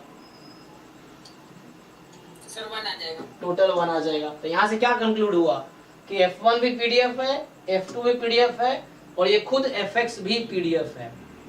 अब तुम्हें इसको ऐसा इस तरह से इसको तुम्हें लिखना है, तुम इस तरह से इसको बैलेंस करो इसको कि f1 भी पीडीएफ हो, f2 भी पीडीएफ हो और fx भी पीडीएफ हो। तो fx पीडीएफ है वो लिख रखा है क्वेश्चन में, तो तुम्हें बस थोड़ा दिमाग ये लगाना है कि कौन से कांस्टेंट बाहर निकालने हैं उसमें से ताकि वो पीडीएफ बन जाए, कौन से कांस्टेंट बाहर करने ताकि ये पीडीएफ बन जाए।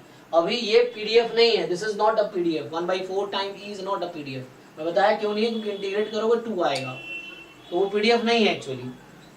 तो ये भी पीडीएफ नहीं है, इसको इंटीग्रेट करो 2 आएगा।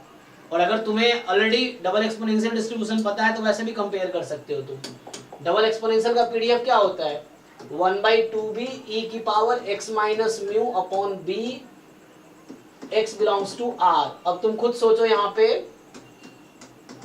कि b को ऐसा क्या रखोगे कि पहला वाला बन जाए। कभी बना सकते हो पहला टर्म b को कुछ रख के, पहला बनेगा कभी? 2 रख दो, तो यहाँ भी 2 आ जाएगा, यहाँ 2 तो है नहीं तुम्हारे पास, है ना? अगर यहाँ b को मैं 2 रखूंगा तो बाहर तो 4 बन जाएगा, फिर e के पावर में भी 2 चाहिए, तो ऐसा है नहीं वहां पे। तो इसका मतलब ये है कि तुम्हें इसको ठीक से देखना है कि ये half time f1x plus half time f2x ये है। जहां तुम्हारा f1x जो मैं लिख रहा हूं वो ये है 1/2 e की पावर मॉड x माइनस 4। अब चेक करो, b को 1 रखो ये आएगा, म्यू को 4 रखो, f2x तुम्हारा बनेगा 1/2 e की पावर मॉड x माइनस 6। यहाँ भी b को 1 रखो और म्यू को 6 रखो।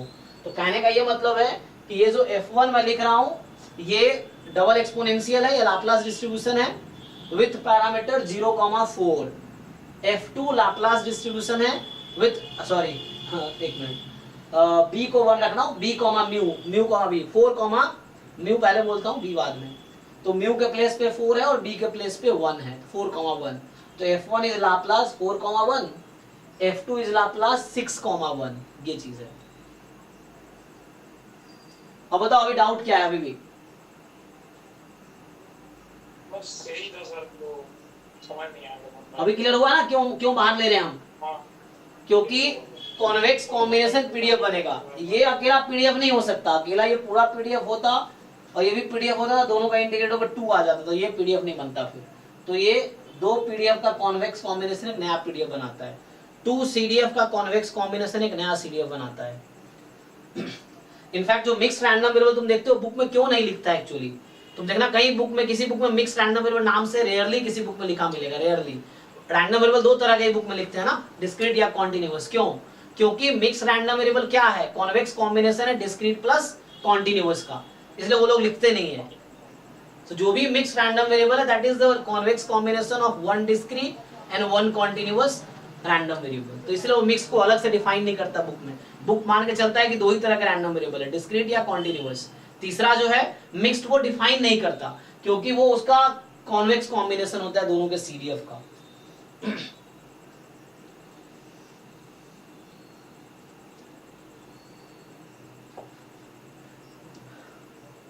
अच्छा ये मिक्स नहीं था क्योंकि दोनों कॉन्टिन्यूअस है, तो ये वाला खुद एक नया कॉन्टिन्यूअस रैंडम वेरिएबल। मिक्स आता है जब डिस्क्रीट कॉन्टिन्यूअस मिलते हैं तब मिक्स बनता है, ये वाला मिक्स नहीं है, ये कॉन्टिन्यूअस ही था क्योंकि दोनों कॉन्टिन्यूअस है। और कोई रह गया इसमें या अगला पीडीएफ ओपन करूं? सर आपको मैंने वॉइस भी भेजा है लाइक व्हाट्सएप पे जो क्वेश्चन जी जी असाइनमेंट के लिए।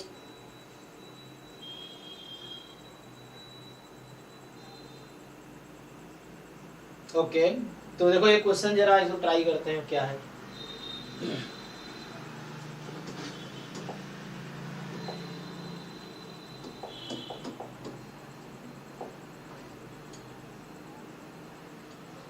तो जैसे ये क्वेश्चन है कि तुम्हारे पास fx दे रखा है 1/2 e की power -x x square x more than 0।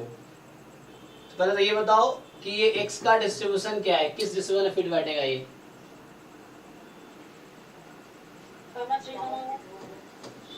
So gamma x की जगह 3 और इसके जगह 1, ठीक है ना। तो ये हो गया। अब तुमसे पूछ रहा है कि क्या प्रोबेबिलिटी है limit n tends to infinity, probability Sn x1 से xn तक है,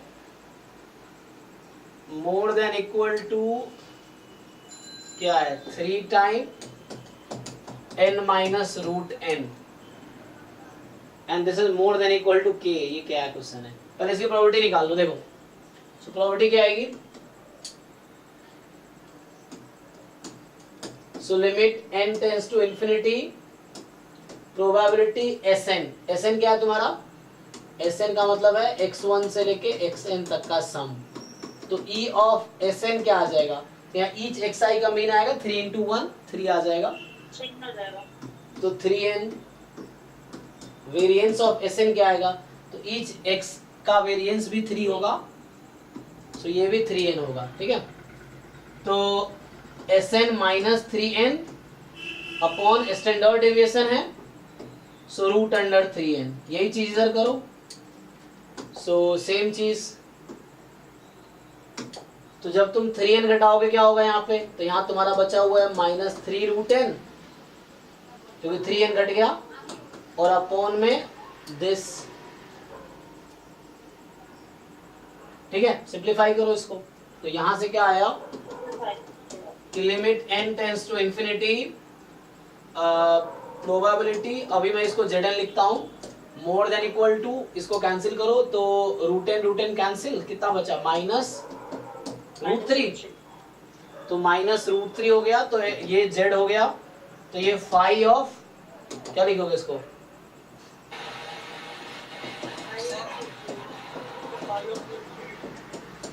तो ये फाई ऑफ √3 आ गया। हाँ भाई सर डिनोमिनेटर में सर √3n है, न्यूमरेटर में 3√n है, तो कोई दिक्कत नहीं है, तुम ठीक से देखो, कोई दिक्कत नहीं, इसको खोलो तुम और सही से समझो। देखो Sn में 3n, दोनों तरफ 3n घटाओ, यहां भी 3n घटाओ, यहां भी 3n घटाओ, और इसको डिवाइड करो √3n से। √3n से क्यों? क्योंकि Sn का स्टैंडर्ड डेविएशन। अब ये 5√3 किससे ज्यादा होगा? तो तुम्हें ये बोल रहा है कि this quantity is more than equal to what, ये पूछ रहा है ना। जब ऑप्शन तुम्हारा पहला 1 है तो 5√3 कितनी आएगी? 1 से ज्यादा होगी ये। 0.45 समथिंग आ गई। एंड 5 हाफ, अच्छा ये 5 की वैल्यू किससे ज्यादा होगी? नहीं, तो 5 0 से ज्यादा होगी? 5 0 ज्यादा नहीं होगी, क्योंकि 5 इंक्रीजिंग फंक्शन है। तो जब तुम्हारा 5 ऑफ समथिंग लो जो √3 से ज्यादा हो तभी ज्यादा होगा। एक मिनट, यहाँ पे केस होगा लेस देन 5। हाँ 5 0 कितना होता है तुम्हारा? हाफ ना। हाँ तो हाफ तो ठीक है, क्योंकि √3 ज्यादा है 0 से, तो 5√3 इज मोर देन 5 0, कोई प्रॉब्लम नहीं है। तो हाफ ठीक हो जाएगा, एक आंसर ये भी हो जाएगा। और देख लो, तो ये इसके लिए 5 वैल्यू दे देगा, क्या इतना घुमाना है? तो ये वाला ये समझ नहीं आ रहा था, इसका आंसर 0.45 आ रहा था। उसको छोड़ दो, तुम ये देखो कि यहाँ पे किससे ज्यादा है, तो ये 5 0 हाफ आ जाएगा। बस तुम्हें क्वेश्चन सॉल्व करना आना चाहिए, ये है कि बस, है ना। तो ये हाफ हो जाएगा। 5 इंफिनिटी है ना, हाँ। हो गया था। उसके लिए 5 वैल्यू देगा, उसका टेंशन। दूसरा क्वेश्चन में क्या है? सो सेकेंड क्वेश्चन जो है तुम्हारे पास कि तुम्हारे पास Fn दे रखा है, ये तो x के टर्म में होगा ना, n के टर्म में क्या होगा? CDF x के टर्म में होता है। तो 0 x plus n upon 2n and 1, तो यहाँ पे क्या है? x less than minus n, x more than equal to minus n less than n, right continuous होना चाहिए। n more than equal to x more than equal to n, ठीक है ना। CDF हमेशा राइट कॉन्टिन्यूअस होना चाहिए। तो क्या पूछ रहा है ये?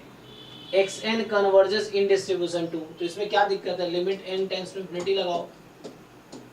पूछ रहा है कि xn जो 0 हाफ एंड 1, बट ऑप्शन दिया है कि कन्वर्ज नहीं कर रहा डी पे, तो क्योंकि इसकी सीडीएफ तो आ जा रही है बट वो किसी इक्वल नहीं आ रही, तो उसमें क्या है?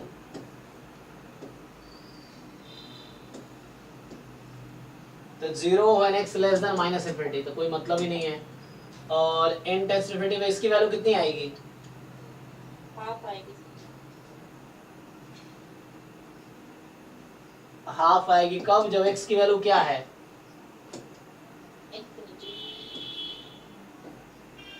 तो x माइनस इंफिनिटी से प्लस इंफिनिटी में आ जाएगी ये, और आगे तो 1 हो ही नहीं सकता इंफिनिटी से ज्यादा। तो ये तुम्हारा आंसर आ गया, हाफ। तो ये किसी का CDF है? नो सर, ऐसा हाँ, तो फिर क्या डाउट है इसमें? तो डज नॉट कन्वर्ज लिखा है, मतलब एक नंबर पे तो आ रही है ना हाफ। अरे भाई तुम कन्वर्जेंस डिस्ट्रीब्यूशन का क्या डेफिनेशन है? xn converges in distribution to x, क्या होगी ये? इसका क्या डेफिनेशन है? इसमें xn का सीडीएफ कन्वर्ज करता है x के CDF, got it sir.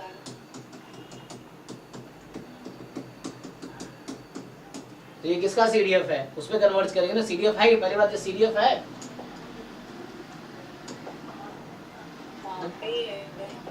No sir. CDF होने के लिए CDF की प्रॉपर्टी सेटिस्फाई करनी चाहिए ना।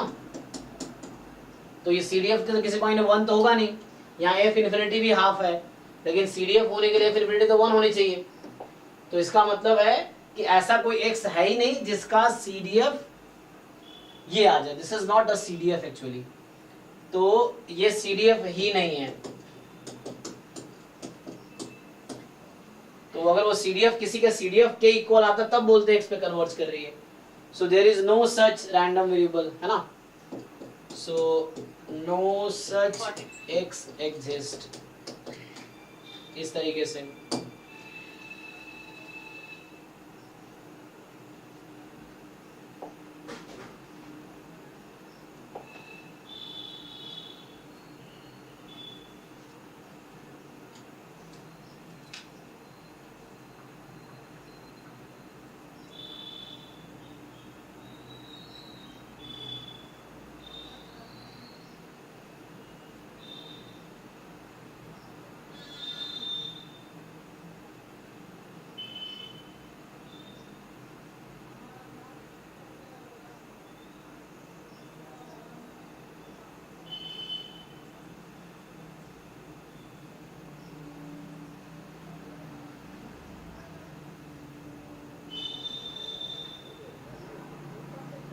और बताओ नेक्स्ट डाउट।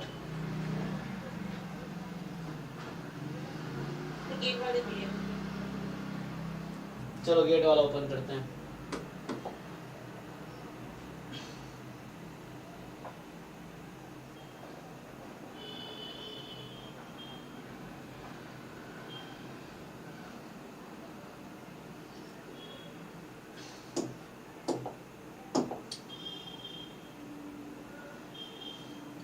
तो इसमें हो गया, मतलब इसमें और क्वेश्चन रह गए होंगे, वो तुम देख लेना पीवाई के उससे। अभी हम लोग ईयर वाइज डिस्कस करेंगे ना पेपर। अभी जैसे 2023 का पेपर डिस्कस किया है, तो जिन लोगों ने नहीं किए, मैं बोल रहा हूँ आराम से 5-6 घंटे एक दिन निकालो, है ना, फोन बंद करके 2023 का पेपर ढंग से 1 से लेकर 60 तक कम से कम एक बार या 2 बार या 3 बार जितनी बार कर सकते सॉल्व कर लो, ताकि तुम्हें ये समझ आए कि एग्जाम में क्या आया था, तुम्हें अभी तक कितना समझ आया। कॉन्सेप्ट कलेक्ट करो। मैं ये बोल रहा हूँ हर क्वेश्चन में देखो क्या यूज हो रहा है, वो चीजें क्लियर करो कि वो तुम्हें, है ना, कि क्वेश्चन स्टार्टिंग से लेके आंसर आने तक बीच में बहुत सारे कॉन्सेप्ट यूज होते हैं। जब आप कोई क्वेश्चन नहीं कर पाते हो, मतलब कहीं ना कहीं आपका कॉन्सेप्ट हिले हुए हैं, उसको ठीक करने की जरूरत है।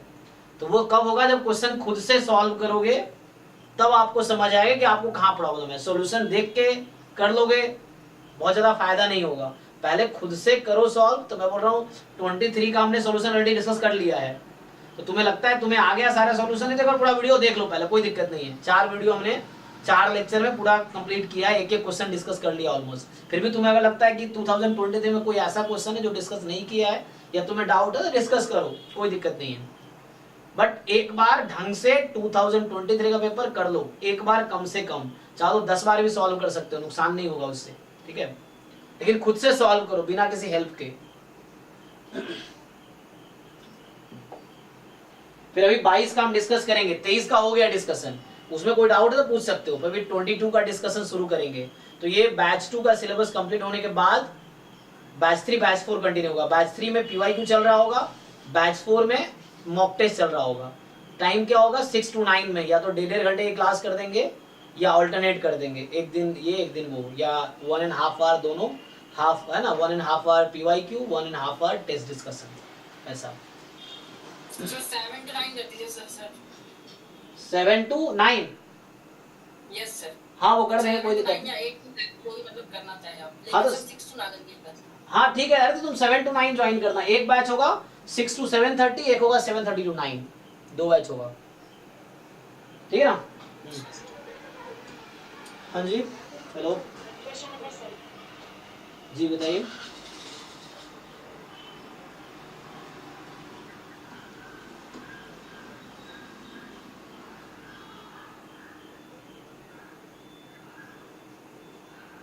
जी जी, आप व्हाट्सएप पे जब मैं क्लास में, मेरी 11 साढ़े 11 तक क्लास होती है, उसके बाद कॉल कीजिए, कल कॉल कीजिए, ठीक है।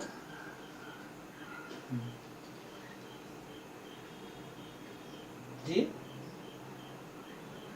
कभी भी दिन में 6 से 12 में क्लास लेता हूँ, शाम को 6 to 12 क्लास होती है मेरी।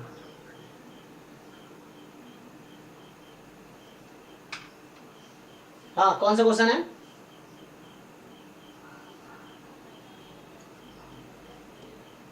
हाँ, इसमें कोई doubt? 7th।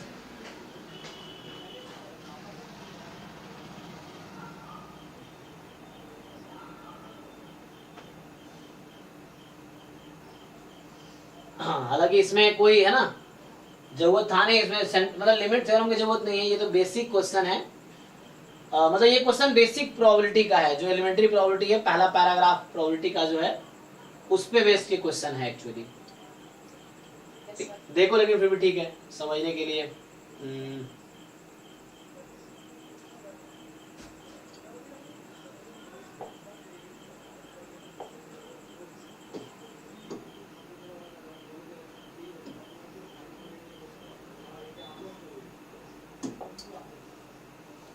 Mostly question almost जैसे है, मतलब 5-6 क्वेश्चन से टॉपिक हमने पढ़ा नहीं, तो वो रहने दिया। हाँ, ऑलमोस्ट श्योरली वाला तुम छोड़ सकते हो। ऑलमोस्ट श्योर कन्वर्जेंस एग्जाम में नहीं आएगा तो वो छोड़ दो, गेट वाले बैच में वो कवर करेंगे, तब ऑलमोस्ट श्योर हम लोग वहां पे डिस्कस करेंगे। Almost sure convergence GATE batch में, तो सिर्फ गेट वाले लोग है ना करेंगे, एग्जाम में नहीं आएगा ऑलमोस्ट श्योर कन्वर्जेंस। सर फिर तो उस टाइम भी ये फाइनल डिस्कस करेंगे ना फिर से? जी जी जी, गेट बैच में अलग से डिस्कस होगा फिर। तो देखो ये आपको क्या बोल रहे हैं कि ओमेगा हमारे पास है set of natural number represent the collection of all possible outcome of a random experiment with probability of n at alpha n। इसका मतलब है कि स्मॉल नंबर n की प्रोबेबिलिटी है अल्फा n और यहाँ पे हमारा सैंपल स्पेस क्या है 1 2 3 डॉट डॉट डॉट। ये जो n है ना ये सैंपल स्पेस में है, मतलब नेचुरल नंबर में है ना। n belongs to sample space. कह रहा है which of the following statement is not true. आपको चुनना है कि कौन सा स्टेटमेंट ट्रू नहीं है। तो पहली चीज देखो ये पूछ रहा है कि limit n tends to infinity. छोड़ो ये बताओ मुझे पीएमएफ का डेफिनेशन क्या कहता है। पीएमएफ का डेफिनेशन क्या कहता है। समेशन और सैंपल स्पेस मतलब that will equal to 1। So alpha n का समेशन कितना आएगा 1 आना चाहिए। तो ये 1 आएगा क्योंकि एक पॉइंट पे पीएन क्या है probability x is equal to n है। मान लो अगर x रैंडम वेरिएबल बोल दो तो, या ये एक इवेंट है सिंगलटन इवेंट है तो एलिमेंट्री इवेंट बोलते हैं ना इसको हम लोग। हाँ सिंपल इवेंट या एलिमेंट्री इवेंट सिंगलटन सेट को। तो ये टोटल सम 1 आएगी। तो ये सीरीज कन्वर्ज कर रही है कि नहीं। तो सीरीज अगर कन्वर्जेंट है तो अल्फा n की लिमिट क्या आएगी 0 से 0। तो यहां से आ गया चूंकि ये फाइनाइट नंबर है so this series is convergent. तो limit n tends to infinity alpha n is 0। तो मतलब ये स्टेटमेंट ट्रू है। तो लिमिट है ना, तो मतलब कोई भी ऑब्वियसली क्योंकि 1 पे प्रोबेबिलिटी कुछ होगी 2 पे होगी 3 पे होगी तो n जब वेरी लार्ज हो जाएगी तो प्रोबेबिलिटी लगभग 0 के इक्वल आएगी क्योंकि टोटल सम 1 भी तो होना है। तो सम 1 कभी होगा जब सीरीज कन्वर्ज कब करेगी जब लास्ट के टर्म जो है 0 पे जा रहे होंगे तभी सीरीज कन्वर्ज करेगी। तो ये ओके है, पहला ऑप्शन ट्रू स्टेटमेंट है, मुझे नॉट ट्रू चुनना है। अरे यार